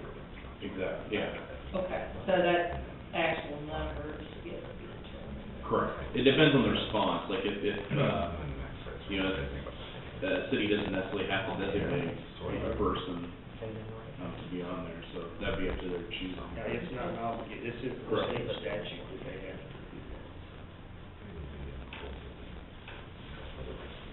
And it is advisory.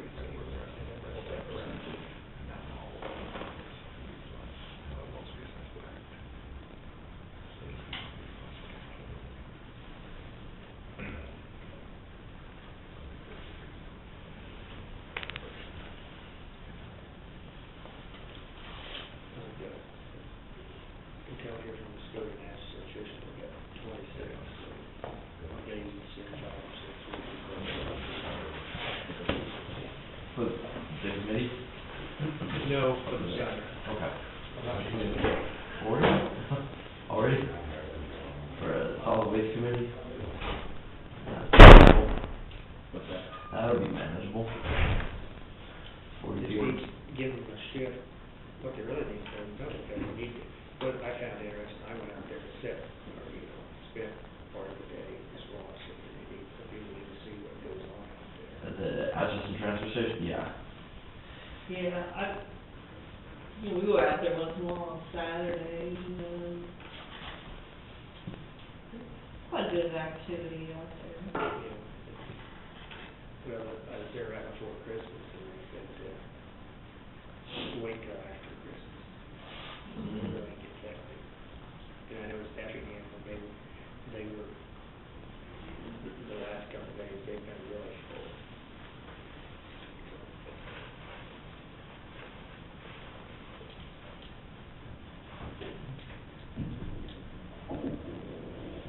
So, I just sent you a list, the current solid waste committee. Okay, I have that, so Matt would have our actual solid waste plan that we have to get. Yes. Okay. If he doesn't, it would be, what's the engineering firm that has, this, Swab Eaton. Swab Eaton, they have electronic copy if you need that. Got to one call, but, Chris Cox. Chris Cox. Which I don't know if you've even contacted him, Chris Cox of Swab Eaton. Did we ever contact? We did? About the solid waste committee? Yeah. Any response? Matt talked to him, I didn't. From what I understood, he, basically said he was gonna leave it up to us on if he wanted to go on the committee. I thought he backed away a little from, the advice he'd given before, but, Matt's talked to him and really get the details and we talked to Matt. He just mentioned that he didn't pass him. Okay. I had suggested that he refer people on to Chris Cox if they had questions about it, and then suggested we contact Chris to make sure that he was aware that those were going to be coming, so that he might be prepared.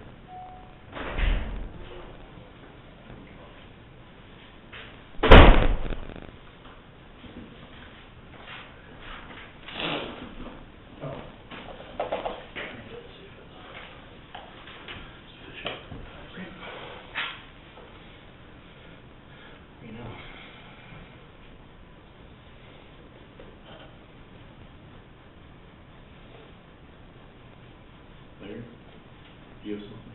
Yeah, it's about the gun, like, he wants you to amend your motion to include call or harass.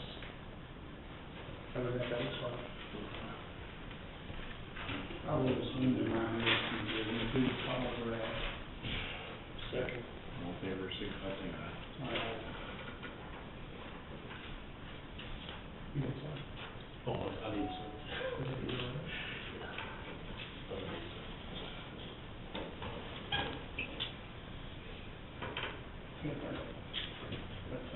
That's your statement. I think that's recyclable. Larry, John has one downstairs. How much money they waste to do it? Oh. So much packing, postage. Is it a blue one there? What is it, why this? Oh, it's a one. Reading material for Tom, I just need a copy of it.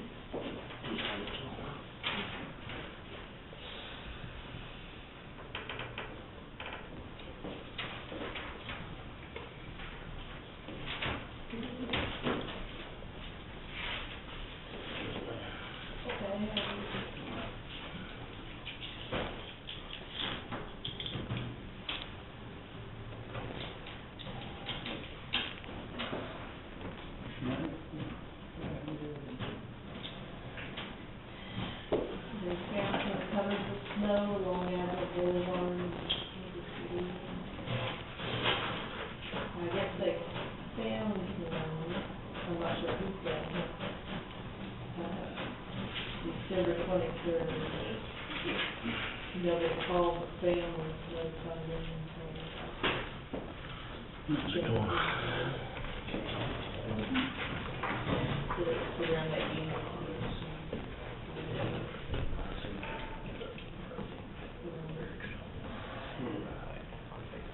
Covered with snow, He was covered with snow, clean out in snow, with a snow plow covered in it.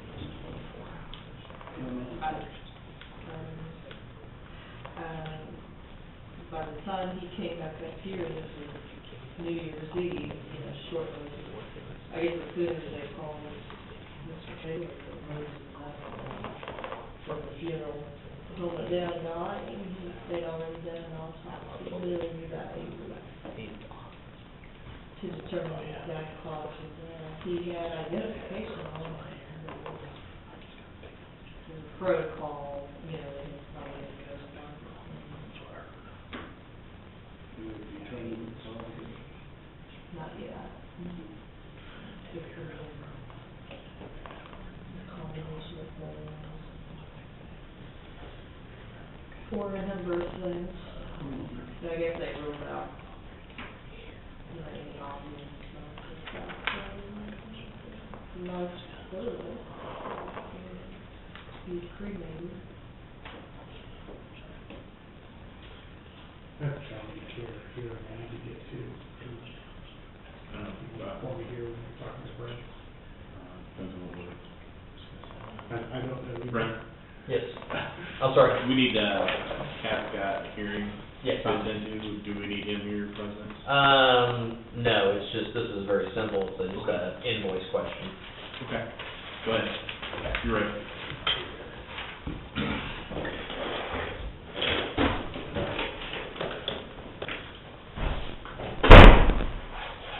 Yeah, just an invoice question. I was gonna update you guys on anything I could think of. The transition went fairly smooth, barring one, issue. We, seemingly backed into one of the garage doors that you guys know about at the Effingham station, because it was set on an automatic timer to go down. That's been resolved. No more automatic timers. Wes informed me that the insurance is gonna pay all of it, so that should be taken care of. And if you would do me one favor, the next time Jay Watkins comes in, if you would please harass him about this, because it didn't even happen to another employee, it was Jay, so. So please let him hear about it. Maybe you could get that in the paper. Or not. Otherwise, things have been going good, still building stuff, day by day, week by week. We've got a couple more interviews, from some in-county people, that hadn't surfaced till now, so, but nothing really newsworthy, I don't think, to report. I do have this, invoice. I got a call from, the company that is remounting the ambulances, and they are inquiring, since they had, stepped out of what they normally do by not requesting, the down payment prior to the first of the year, they had worked with us pretty good at doing that, so now that the units are over 50% done, they're inquiring if they could get a payment for 50% of it, and then the remainder due upon completion. And I went back on this, I went back and checked the bid spec, the bids, and made sure that everything fell into place with the correct amounts, everything looks good, so. This is $10,000 less, isn't it? Not from the most current set of bids. I thought it was 155. No, I have 145. Okay. No. I mean, there were other bids that were in the 170s, but the bids on this one this is correct, so. The only thing I just need to let them know how you guys want to proceed with invoice payments. We talked about doing it all, and so we could talk, but it's gonna take, probably will take a week or so to get that process. It's ready to go out. It's ready to go now. Okay. So probably it could be a week, 10 days. I sure have no problem with you, because they extended that to us, that, to go ahead and get them, as soon as we can get the loan. Yeah, they didn't request the initial down payment, which is normally they don't do, and they've also provided us with a couple loaners that we've been using while, Exactly. Yeah. That's not unreasonable, Yeah. I mean, gosh, I just think a lot of contractors, 30% down before they even move in. Before they touch it, And then they want their whole payment before they're even done, so, I have no problem, so I think we need to go ahead and expedite the lease purchase loan and get that, so that we can have money to pay. Okay. You also, if you wanted to, I think you could make the payment and then reimburse it from the proceeds. Oh. If you wanted to do that, have it paid quicker. Were they expecting it already? Well, First week of January. I think because of him not doing an initial down, he's wanting to get it as soon as possible, so whatever you guys can do is. Well, we probably got enough in the ambulance. Yeah. We've got 150,000, we're gonna pull 50 out for that, but we can reimburse it, so we won't be pulling much else out of there right away, so we could actually do that, so. Do we know if we have 150,000? We haven't seen Right. any year-end revenue. Do we have the 2015 money hasn't been put in yet, but if you have the money from, do you know how much cash you have? Yeah, that's what you expend, unless it's gonna be capital improvement.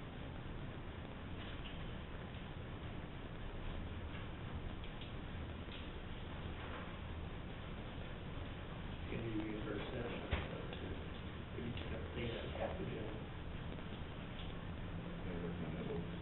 Right.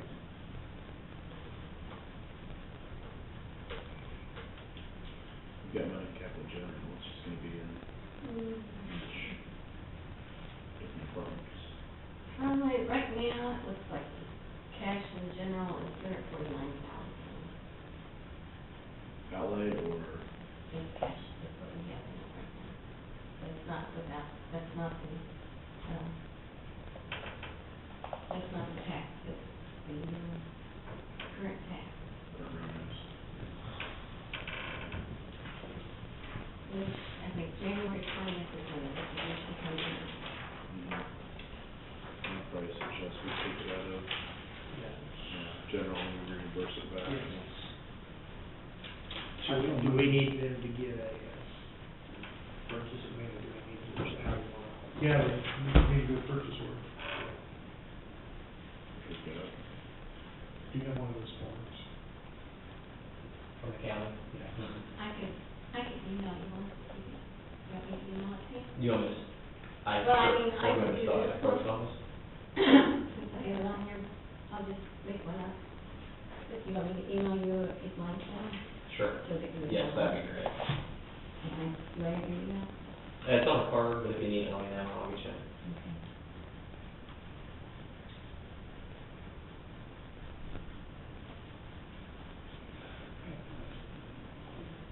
Okay.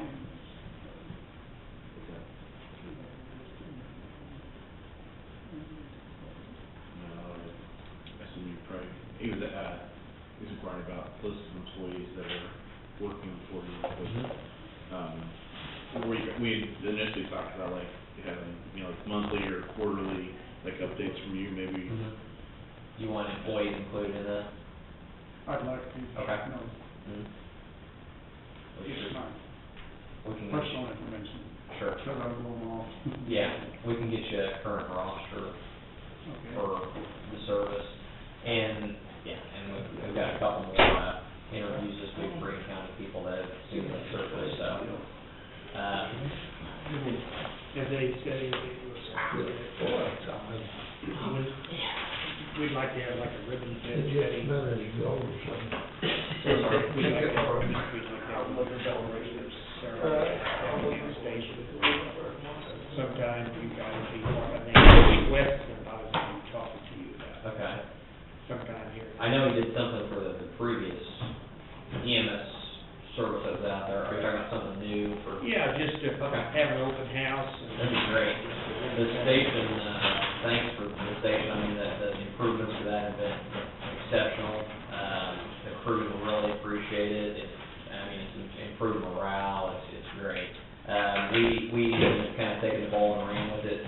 From the initial stuff that you guys got, we put in some additional stuff, we bought some, improvements for the station, some TVs, some shelving units, some different things, getting stuff organized and stuff like that.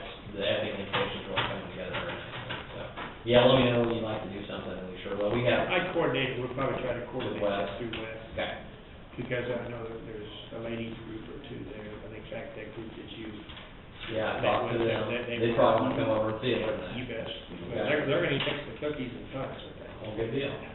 We have a, tour of it, we're doing a first aid class for the Girl Scouts in Effingham, and also I just talked to her this morning again, the Brownies as well. So we're doing that on, I believe it's Thursday of next week, and they're gonna be touring the EMS station there at Effingham and stuff, and I'll coordinate that with Wes. What do you want me to tell on the invoice, what do you want me to tell the, company? We got the. The next one will be, our next invoice is gonna be paid the 15th, unless you wanna do a manual. Yes, is that okay, 15th? The 15th, sure. Yeah. Okay. We've got the PO signed. I'd suggest probably doing a manual on this one, just because it says due first week of January, and they stepped outside their scope. That would be my suggestion. I guess the 15th is another week, so. Yeah, I'm talking about another week. Okay. I do see him, he is coming up for a meeting on, this coming Wednesday, so I suppose if you get a manual that I could get today, I could get that to him on Wednesday. Yeah. And there's supposed to be, things are looking like the last week of January, he's still pretty close to his original time frame on both units, so. Okay, that's good. Yeah. Okay, yeah, I'll coordinate with Wes. Any other questions, guys? You wanna ask about the paint? Wes had inquired about possibly painting the interior of the. Yeah, there was some confusion, I think, between Wes and the contractors originally when he set up the building. He thought that all interior walls meant all interior walls. Well, apparently, by contractor standard, maybe it doesn't include garage type space. Well, so after we were out there, we've been doing some shifts out there, it looks like that's a wash bay, it's got a drain in it and everything like that.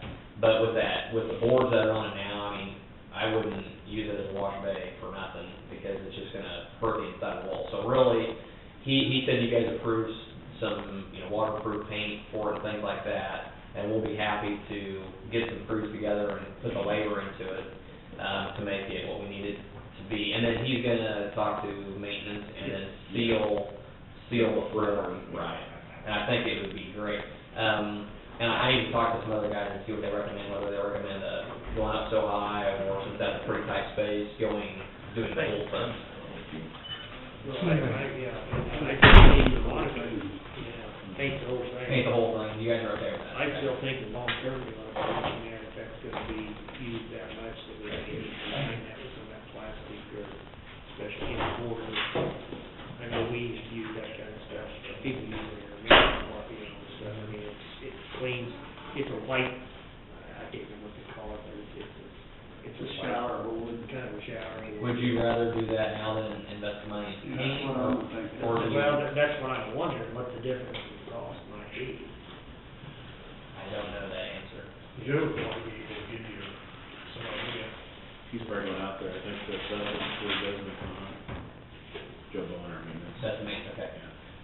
So could he assess and see if, it would be better to paint it or to put. We're sure you wouldn't have to do more, would we have to do the ceiling thing? Yeah. Painted ceiling, I mean, it's Yeah. a ladder up there, but it would. Yeah, I mean, Humidity would be your only. right. Is that stuff up on the? I've ceiling seen of it, too? stations that have it so high up, and then I've seen stations completely done. I mean, I think there is the potential for some problems if you don't do the whole thing, especially in that type of space. I think we ought to just get Joe to look at it, because that, you know, if it costs an extra $1,000, $1,500, do it right the first time. Right, because I don't want you to waste money on paint if you're gonna be redoing it before long, so. But, so Joe will check that out, and then we can follow up with him and see what we need to do there. Talk to him, see if Um, we need to instruct him to go. No, Wes, when he goes out there, does have Wes, Okay. just tell him to give some recommendations on. There's that board that's all laying on the ceiling too, isn't it? Yeah, I mean, probably if you're gonna go that route, you'd probably do the whole thing, and be done with it, and seal it up and not have issues. My question, I know when I was out there looking through it, I had questioned about the use of that long term, if they're gonna wash, like this isn't a viable surface to leave. I mean, like the other day when I was on duty, our only option, it was 20 degrees out, Yeah. so we couldn't really pull the unit out. I mean, we could, but there'd be an ice rink out front. So our only option was to wipe the units down with, with towels and stuff like that. But if the crews are expected to keep things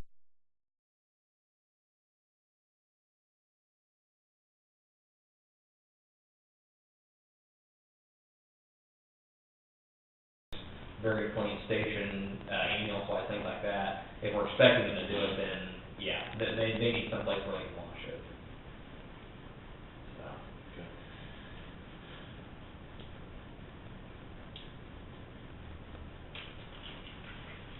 okay. Anything else, guys? How the calls been running, but. Good, December 31st, we actually, before we started, we had to have a Jackson County unit come over that evening for a transfer. It got really busy. We even helped out, we were in town New Year's Eve and helped out the crews, the old crews with a couple of calls that were going on at once. Since then, things have been staggered out enough, so it's worked out pretty well. The only, we've had a couple of transfers that have not been critical, that we've waited until the units got back, things like that. We have had, something that you guys are probably aware of, but we have staffed, originally, you guys wanted us to staff 2 24-hour ambulances and the park car. And we've done that, but we've added to that. We've added an on-call position right out of the gate. We've also had a lot of other people around, administrators and in-counters and things like that. We've actually staffed not just the 2.5 ambulances, so to speak. There have been days when we've had 3 ambulances and 4 ambulances. Now, by no means at all times, but they're, we're starting the progression of the build, so. Well, and this is my thinking is I know this is what we may have to even consider that, particularly out in Essex. I mean, where we have somebody on, help out, because the big volume is gonna be within the city, and, like it always has been per se. And as long as we've got somebody that works works into the budget, and works, you know, if we've got somebody on call, I mean, I think you're gonna have a pretty good pool out there. I mean, there's a possibility if Wes has a research, there's, you know, Wes can jump in with, you know, if you have to use an ambulance out there, you got a paramedic, or even whatever, well, you've got two people that go to. Yeah, we're currently concentrating on Ashton and the Effingham area, because those are the most central places that revolve around the stations to where they can go out, they can grab extra equipment and go out and do whatever they have to do, so. You know, Let's definitely monitor it, you know, just as far as like call volume, if we need to make any changes. Yeah, just keep us posted, because, you know, we know it's probably cutting it pretty soon, but I think, if we can use them on call, I think we can make it work, so. yeah, we already initiated that, but we'll let you know how many calls we have. The one thing, the piece of information we didn't have before was how many times the second unit went out in, like, say, the city of Atchison. Yeah. And so right now, we have that data, or, you know, we're mining that data, so we'll have that, so that'll be good, as opposed to not having it before. Sure. Well, I think as we move forward, in that way, if it looks like that in 2, 3, 4 years, we need to transition and just basically looking through the ambulance, and even if we use the station at Effingham, have a full-time paramedic and have use some on-call time, to kind of fit our budget with, and I agree with you, and then just do away with the flight car, I think we'll show over to that. Yeah. Well, and. But see, that, we'll need to know that in our future budgeting, so that we can sure have those ambulances, you know, in our system. Mhm. Because, you know, 3, 4 years, that flight car could be enough miles on it, we could, if it looks like we just need to transition into using an ambulance rather than a flight car and doing that way, you know, I sure wouldn't be opposed. So I've had a couple people ask me how that's gonna work, and I said, well, you know, let the professionals handle that. Yeah, and it's, I've heard a lot of questions surrounding the 2 ambulances, and not so much the par car, but it's the question of not having the 3rd ambulance. I've heard a lot of those questions, and usually when people are asking me, they have a rather concerned look on their face, and yeah, obviously, I mean, you know, if you go for the creme de la creme, you get the creme de la creme, everything's peachy and rosy, but sometimes you gotta work within what you know, what you have, you know, stay within your means. And so, us moving forward, we have, you know, the 2 ambulances and the par car. The nice part of the par car is that it adds that 5th person. So then if we add, you know, currently right now we have we're opening some shifts up for on call for the 6th person. So when I'm telling you, you know, everybody in the community thinks there's 2.5 ambulances around, there may be during the nights or part of the time, but during a whole nother segment of the time, we just started. There's already 3 ambulances staffed, and there was a day here, a few days ago, we had 4 ambulances staffed. So, you know, which are generally the peak times. Yeah, the peak times, but it takes some time. I mean, I know we always talk about 2.5 ambulances, but we always told you as we build the system, there's gonna be more and more and more, it just takes a little bit of time, so. Yeah, so I think the other thing is just on public concern, I think, as you know, you can never be prepared for every situation. If you do, you have too many people sitting around doing nothing. But, you know, I think we're in a good place, and we will continue to evaluate that 3rd truck to see if we need it full-time or not. Well, but here again, I just go back, this is the beauty where you guys run the service next to us. You know, I think eventually that Fort is gonna get there. I mean, you know, I think there's potential to us becoming a regional, a little more, it's gonna look more like a regional deal. And we can start sharing, you know, that to me is the beauty of it. Well, yeah, and really with all the transfers the hospital does a lot of transfers.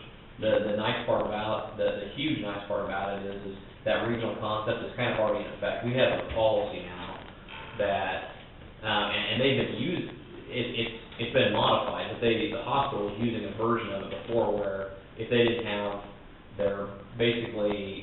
enough ambulances in the city, you know, they would only let 1 go out of the city. And so we're kind of currently in the same situation. unless we bring in somebody for on-call, which we can do, or unless we bring a truck over from Jackson. So we're already kind of using that regional concept, which is, really it is saving a lot of taxpayer dollars, because if you didn't have that and you had to dedicate a transfer truck, then it would be a lot more expensive. So, those parts are working on us. You know, we're working out the bugs on some other things and stuff, and we are gonna be for a while. I mean, we're gonna be working things out for a while, but. What do you think, like, have you had a chance to assess the other two ambulances? I'm just trying to think, like, a little further ahead for next year, but do you know what kind of a timeline to replace the other two ambulances would be? I mean, we're gonna have to replace, we did two now, do you think, or the third one I think is not in great shape, and then I think the fourth one. The backup one that's in Ashton right now, has a lot of miles and has the potential for a lot of issues. Okay. The one that Effingham had, and I know this because I spent most of my shift in it, driving from Ashton to Kansas City, does pretty well. Yeah. It's fresh. It only has 56,000 miles on it. Yeah, I'm not as concerned with that one. Yeah, It's still a 6.0. It is a 6.0, but, you know, it's a pretty fresh unit. It's an 04. I would be a lot less concerned about that than my concerns for what we call Met 4 here in town. Now, if you utilize the backup capacity, it depends on what capacity. If you utilize the backup capacity, we may be able to stretch it out a little bit, but at some point, yeah, I'll get you a timeline on vehicle replacement. And not only that, we'll get you timelines on all, equipment upgrades. Sure. Yeah, that'd be good, just to, kind of start thinking about planning, because I knew that other one was considered, suspect as well. So Oh, yeah. The condition of it, I don't even know what the box condition is either, I don't know what we're looking at there, so. Yeah, I don't know. That would be that'll be a discussion we'll have to have. I don't know if that box is worth, remounting or not. I mean, you can save a lot of money at remounting, you just have to have a box worthy of it to do it, and I don't know if that box is worth it. But we'll bring those recommendations in here in a few months, so you guys can start thinking about the plans for next year and so forth and so on. Well, I know there's always, if you keep looking and shopping, there's some pretty good used ones for sale and so on, so it's not as if we have to. Right, exactly. If you're looking at something for backup, well, what's wrong with buying something that's got 50,000 miles on it? There's not, as long as they don't have it. These two is gonna take us a long ways, this is, this is 3-4 years past due, the way I see it. The two units that are coming in will serve a good purpose for a while. You're just playing a little bit of catch up because it's been a while since any of the purchases and stuff. Exactly.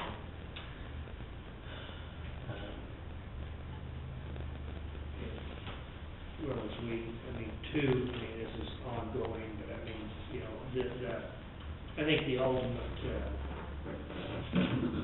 plan is if we get transitioned with our recycling and get moved out there, we're gonna be looking at, sometime later in spring, we wanna start looking at getting an idea of what it's gonna cost if we're gonna turn that into our, transition out of where you're at with that hospital versus, so we're gonna need some ideas. Yeah, whenever you guys are ready to start looking at that, drawing plans up, we will bring in a lot of resources and help you do that. Make sure you get what you need for. Right. Well, the goal was hopefully, because, here again, we have to wait and see. Some things going on at the State House that are sort of concerned on finances. And, kind of like to see what they're gonna do first for sure, but, not to say that we've got a Band-Aid enough now to get by for year two. And that's, you're absolutely right. We know the future looks good, and things take time, and the crews realize that, and they're doing a good job. We've got many initiatives we wanna do over the course of this first year, but things look, it's really, I think, and it's not only because we're new and we're showing them you know, that our passion of EMS, it's also that, you know, they can see from you guys that you guys are serious about supporting the infrastructure of it, so that all is working very well. Okay. Yeah, because we were planning on the intent of utilizing the old, you know, the one on Third Street, building through the end of 2013, and then at the earliest, before we'd be able to look at something be like probably June or July, possibly, this year.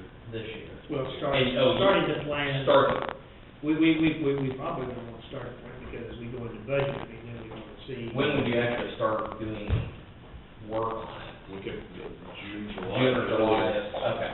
So probably spring planning, This year. drafting, maybe, start to work on it mid-year and be in it by the end of the year. We'll try to have a little better idea as we get that far, then, how much money we got kind of in our budget.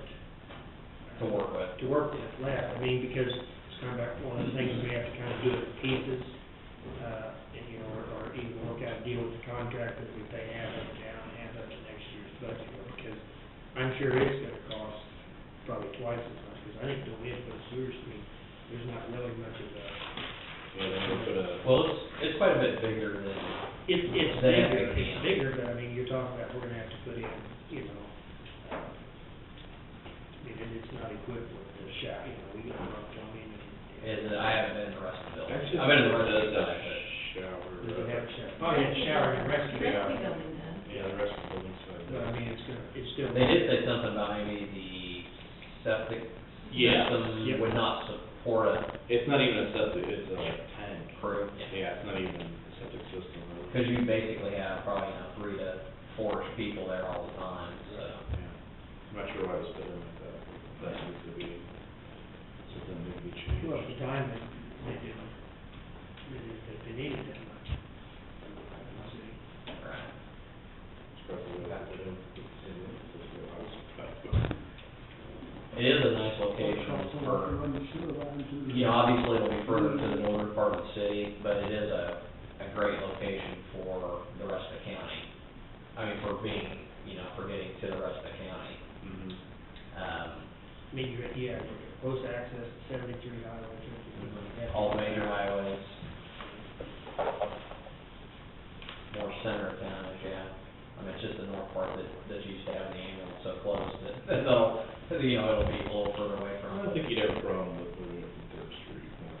No, it's not in the ideal spot right now. You're not gonna get a lot of I don't think rebuttal. neighbors would be too Yeah. concerned about losing that out there. It's not even on a primary snow route. Okay, gentlemen, anything else? Thank you. Sounds good. Okay, Thanks for coming up. all right. Just keep bringing us good news on. Yeah, sure. That's wishful thinking. Wishful thinking. Yeah. We're here to work with you, okay? Appreciate it. Appreciate what you're doing. All right, thank you. Pauline, do you, what do I need to do for the invoice for the company? Well, I have it here, I'll see if we can get it done today. Okay, I'll just, Give me a call you later today. Okay. Okay, thanks. So are we gonna, what we got, on Wednesday, are you gonna have numbers together, we have any financial statements put together by Wednesday? I can give you what we have, I mean, it's not going to be complete because I don't have all of the. You won't have everything, yeah.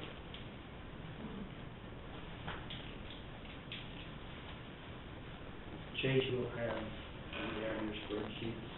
Right, if I want to. We can kind of tackle that, so, we probably ought to determine which one, who we're going to, on the appeals, how we want to divide it out. Would you wanna set a day aside and then call them and see if it works, or call first and set up, which would you prefer first? Like, you set aside a day and see if that works for everyone, and then set the secondary date a little bit, you know, a week later to see if they can.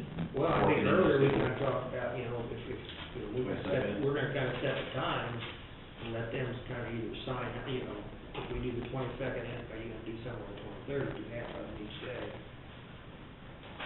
You're talking about this 13, you think about? Yeah.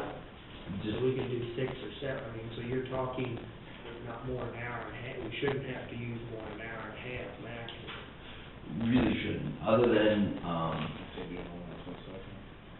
13. We're allowing 5 to 10 minutes. if we keep to the 5 to, I'll say 5 minutes. that would be 5 minutes. Well, you better allow, you know. A little overage. I'd allow 10 minutes between each one, that's, you know, that way if one carries over, then you got a little time to, discuss something or whatever, so. And if somebody will not be available, or, able to make that time, then we'll just set it at another time. We'll just set up the secondary, that's what he was talking about, we'd have to. Secondary, yeah. 'Cause, So, yeah, you're saying try to get as many of them done as we can, yeah. Just see, I'd contact them, just say we're gonna set up, start at 10 o'clock on the 22nd, and, we'll go for an hour and a half, Yeah. And that, every 10 minutes.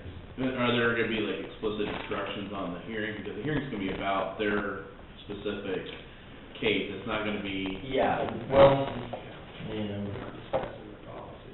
Correct. but I think Had any for most of that. For most of them, that's exactly what the topic of discussion would be. So unless somebody has a specific answer or a specific question about their appeal. Yeah. A majority of the reason they're split out from, if there's a lack of information, but they have tried to provide as much as they can, then on our part, they're not part of that appeal. It's the people that want to discuss the policy, they're disgruntled about the policy. So maybe there should be a standard format so that it doesn't become a 20-minute discussion. Yeah, that shouldn't even really be a. It won't be a 20-minute discussion, if we set time limits at 10 minutes, it's gotta be per 10 minutes. Yeah, we're gonna discuss the data and the policy, that's what the appeal process for is, we decide we'll have another hearing for people to discuss that's fine. We have an open forum at one of the regular meetings, and we can discuss it at that point, but I don't think that's gonna be, I just can't see that we need to. Yeah, We're not required to give individual. No, and that's why I think the open forum would actually answer a lot of questions all at once. So maybe set it up as an open forum at 10 a.m. and invite as many people if you want to discuss the policy and see if we can get everybody in at one time, get that out of the way, and I then. don't think that those people there, I mean, those are the ones that be, yeah. Because it's gonna be a discussion about the policy, and, Just beware that that's gonna turn into like a 4 or 5 hour stint to do it, so I don't know if that's. well, you can just set aside, we have 20, 30 minutes to discuss this, so it'll just be a Q&A about the policy. And because, like Mike said, we don't have to give them an individual hearing. If that's all they're arguing is the policy. Yeah, the merits of the If policy. they're disputing the calculations, that's legitimate. Mm-hmm. Or if it's those are easy legitimate things as far as discussing the policy goes. And to my knowledge, we don't have maybe one or two that do need a hearing for disputed, but if there was a dispute prior to the reduction, there haven't been any since, and there were some things that, the appeal to get this switched over, but if there's data to support their appeal, the appeals, we'll just handle it. It's that handful that wants the public forum or a chance to be heard by the commissioners, so. Yeah, we could probably just set it as a forum and just. Yeah, you can limit public hearings. So, see how many, just call everyone and see if they wanna do a 10 a.m. open forum, public forum for solid waste, and that will count as. Well, it depends if you're doing an open discussion or if you're doing an explanation Right. too. If it's an open discussion, it's gonna be more than 20 minutes. Or we hold firm. Yeah, I cannot believe that we couldn't answer in 20 minutes or half an hour. Right. A discussion of the policy. I mean, Yeah, well, you can open it up with 5-10 minutes of, this is why we did it, this is all the information required, and then if you have further questions, you can do 10-20 minutes of Q&A. But as far as the discussion goes, you just outline the reasoning behind it, and, you know, people get first-hand information, and then if they have any additional questions, you just... Well, I think that's probably the way you need to contact these people. We're gonna allow 30 minutes for question, answer, discussion, that's it for that, and that's for those people. But if they're questioning the data, then that they can have a separate 10-minute hearing. Okay.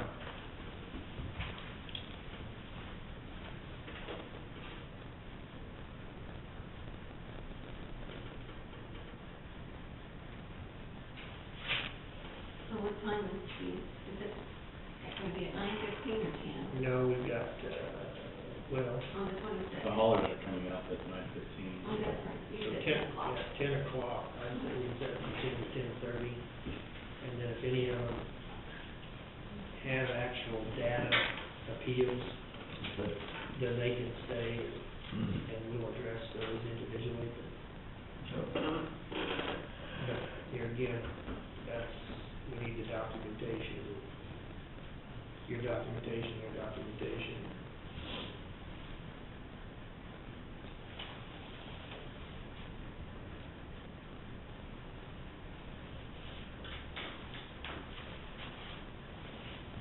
Well, if we have a summary ahead of time, we know why the appeals are being filed.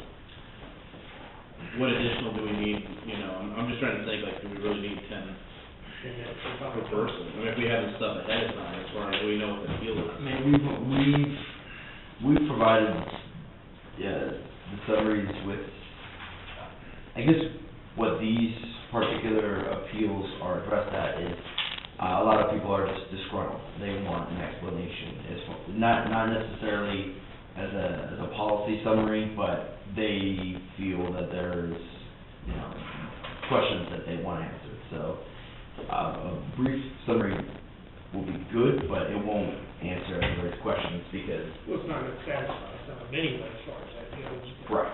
I'm not afraid to give them a little bit of time, but, you know, here again, you know, policy set, and that's not what it is for this year. We want it to be, I mean, I think it needs to be clear that it's going to be constructive hearing. And it will be limited, I think we can limit that. Because I know in open meetings, you can allow so many minutes per person to speak, so. Yeah, well, that's what we were working on, we had adopted it, organization, things for the agenda, I think we talked about that briefly. It's pretty good, and I'll limit somebody to 3 to 5 minutes of, they have the open floor, and then after that, they can request for the balance of the time if there is any. But, if we did have it scheduled out, it's part of our open meeting format.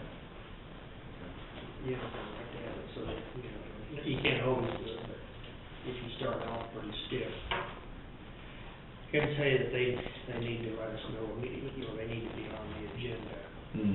A meeting ahead of the time, you know, it needs to be pre-planned, it can't be the spontaneous, there's gonna be a case or two, we could probably waiver that, but for the most part, you want to kind of know, because it helps us in planning our agenda and stuff, so. I think it'll make us more organized, it'll make people as they come up here, even department heads, when they come up here, we're gonna have a little better flow of, you know, we don't have maybe some downtime, you know, so.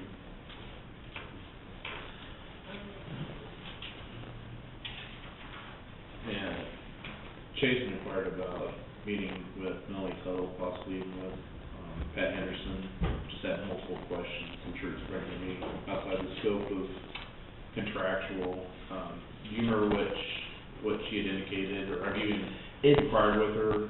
I have inquired, it is part of that communications to the governance that's not open record, so, it does have to be by an appointed county official or personnel that is privy to that information, so, 'cause it is that was the part of the audit that, that was her communication, that she had her suggestions, but that's not part of the open record that the audit is.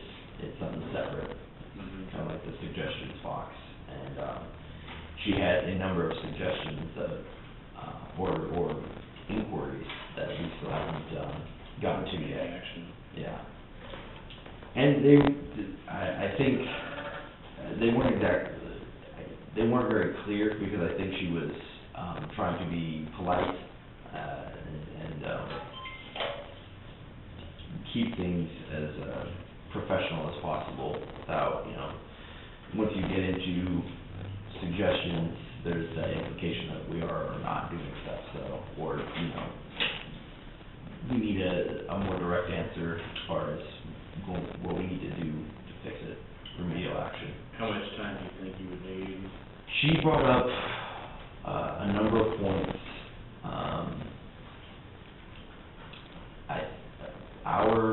unless there's, there's one that's a complicated issue, but I wouldn't see more than an hour, hour and a half, possibly 2 hours if it was, there was a concern on her part, or she needs information from us, so, no more than 2 hours, I would say hour at the least, and hopefully it's less than that, hopefully it's pretty straightforward, we just needed some brief clarification, but there were some concerns that we haven't addressed yet, so,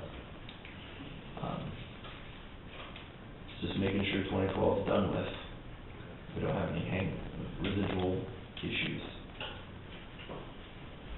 So if I need authorization from us as a board to talk with her and the government, so I think Pat, and I know Pat's already, has authorization on the government's letter. I mean, is it something both of you are present for? I mean, I can be available.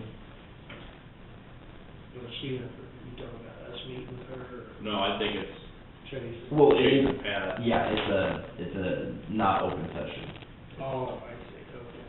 So either we pay her to come up, or we go to her, but it is, a attorney-client privilege type thing. What does this have to do with other departments? No, it has to do with her 2011 audit, and, her recommendations. For other departments? She didn't list any specific departments, she wanted to know, financial practices, and she also had,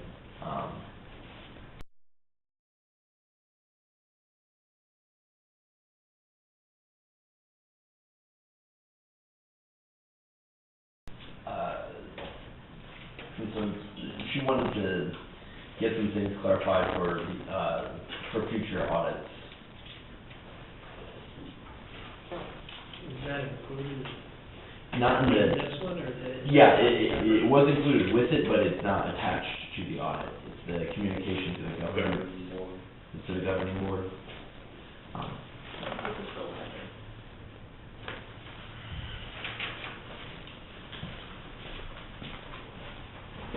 I'm gonna say there's nothing here, I think I remember seeing it. Here's a letter. It's a separate letter. Which one is downstairs?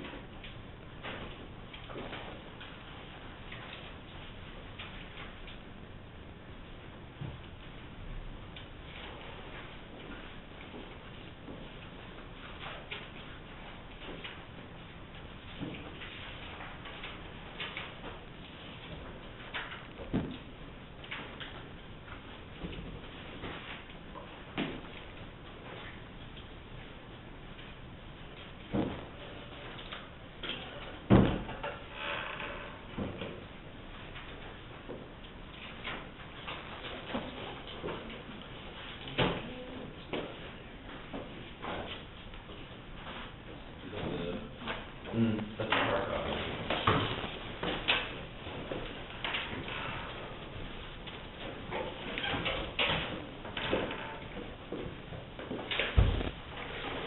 Yeah, so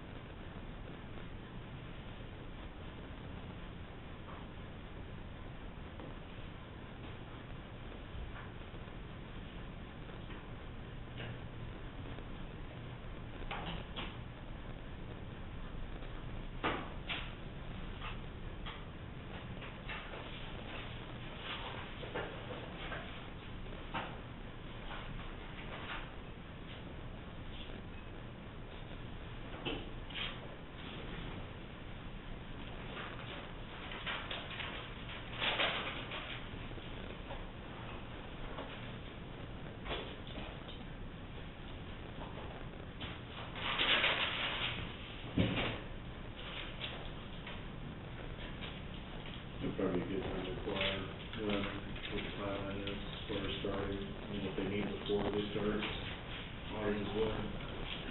Yeah. Just so we can get it quicker than what we normally do. Yeah. We did start it, what, March? I think it got started earlier this year, but it's still, I mean, It drug out till, in the beginning. I think it was August.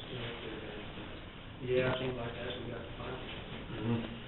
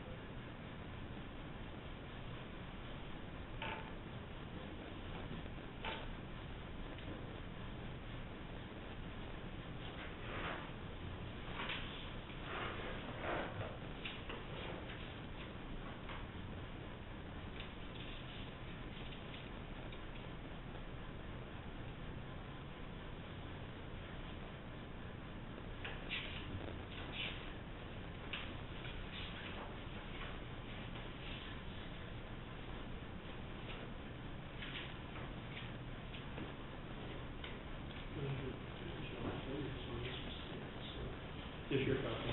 Yeah. It was dated, I know it was dated July, but it seemed like there was, did you get a copy? Well, I think I had a few, I don't know all that, just get some copies of, or scan it, because you can send me an email with it too. Whichever's easier for you. Well, official copies. She would have an electronic, she'd have an electronic copy, all I had was a Email draft. it to Mike. Yeah.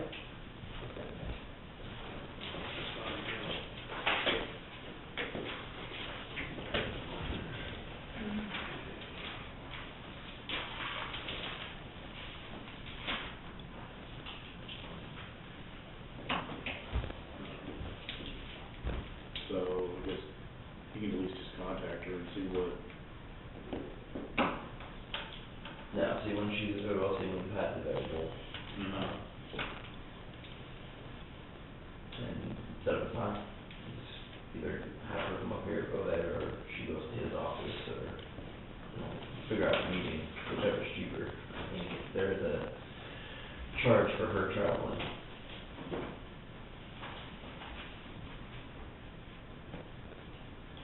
You guys work that out with your schedule. I've mentioned it, but we haven't set a date, gotten a, cause, you know, we have to get it approved. But we're allowed to go there and charge to the account, or county, the money, if it is outside the purview of the contract.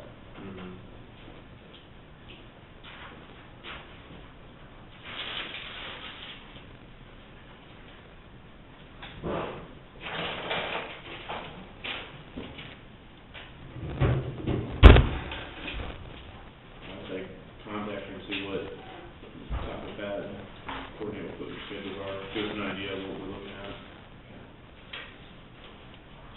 I'm guessing usually it's more than like what you, the minimum of what you think it is to meet with somebody, especially going over audits, so. Yeah, you better figure a way to 2 hours, I think. Yeah.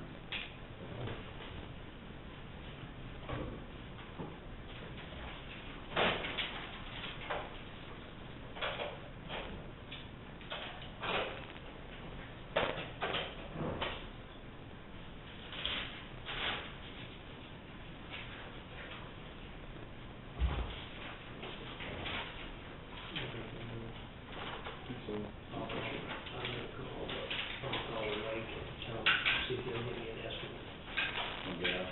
what they might think they might, and we'll get, I don't think, I mean, maybe say, see, they got that pickup 200, so you use a little bit too, so. They're probably the first, I don't know, they, No, they always call fuel fleet, you know what fuel fleet are, they use to fill. I'll ask them and see what their situation is and stuff. I haven't seen it this one gal, maybe more than we need. The guys. Out there. Yeah, I see that he used to work with a bush hog with a mower on the tractor. And now that tractor is going to be basically used to do some blade. And I'm assuming that mower is gas, you know, get diesel. Did they show, what did they show in their budget? Did they show anything in their budget, or? Well, it's not broke out, it's just a commodity, so that's hard to. That's why I had a new form, not that you were looking for.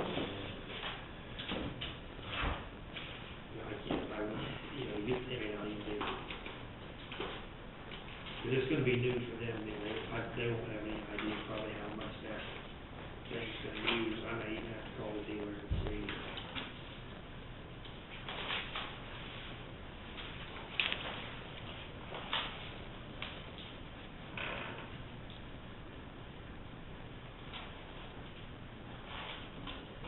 So he just used the same numbers. $4,200 for fuel.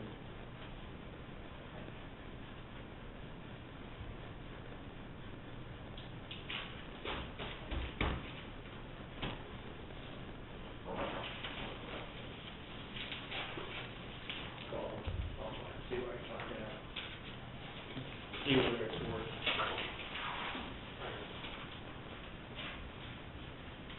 I doubt it's gonna save us more, $200-300, but that's fine. Here's the pay for all that stuff. Yeah, especially when you use it. Well, but I'm wondering if we can take some of this off and use. So, I'll see, I'll report back when we go ahead and do that. Okay, we can, I would move, we would adjourn at 11:56. do I have a second? All in favor, signify by saying aye.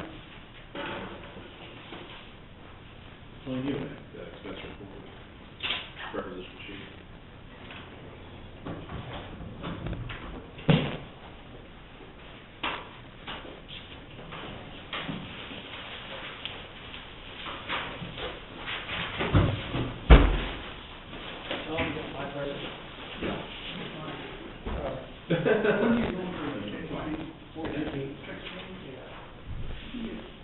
stuff, and, yeah, but,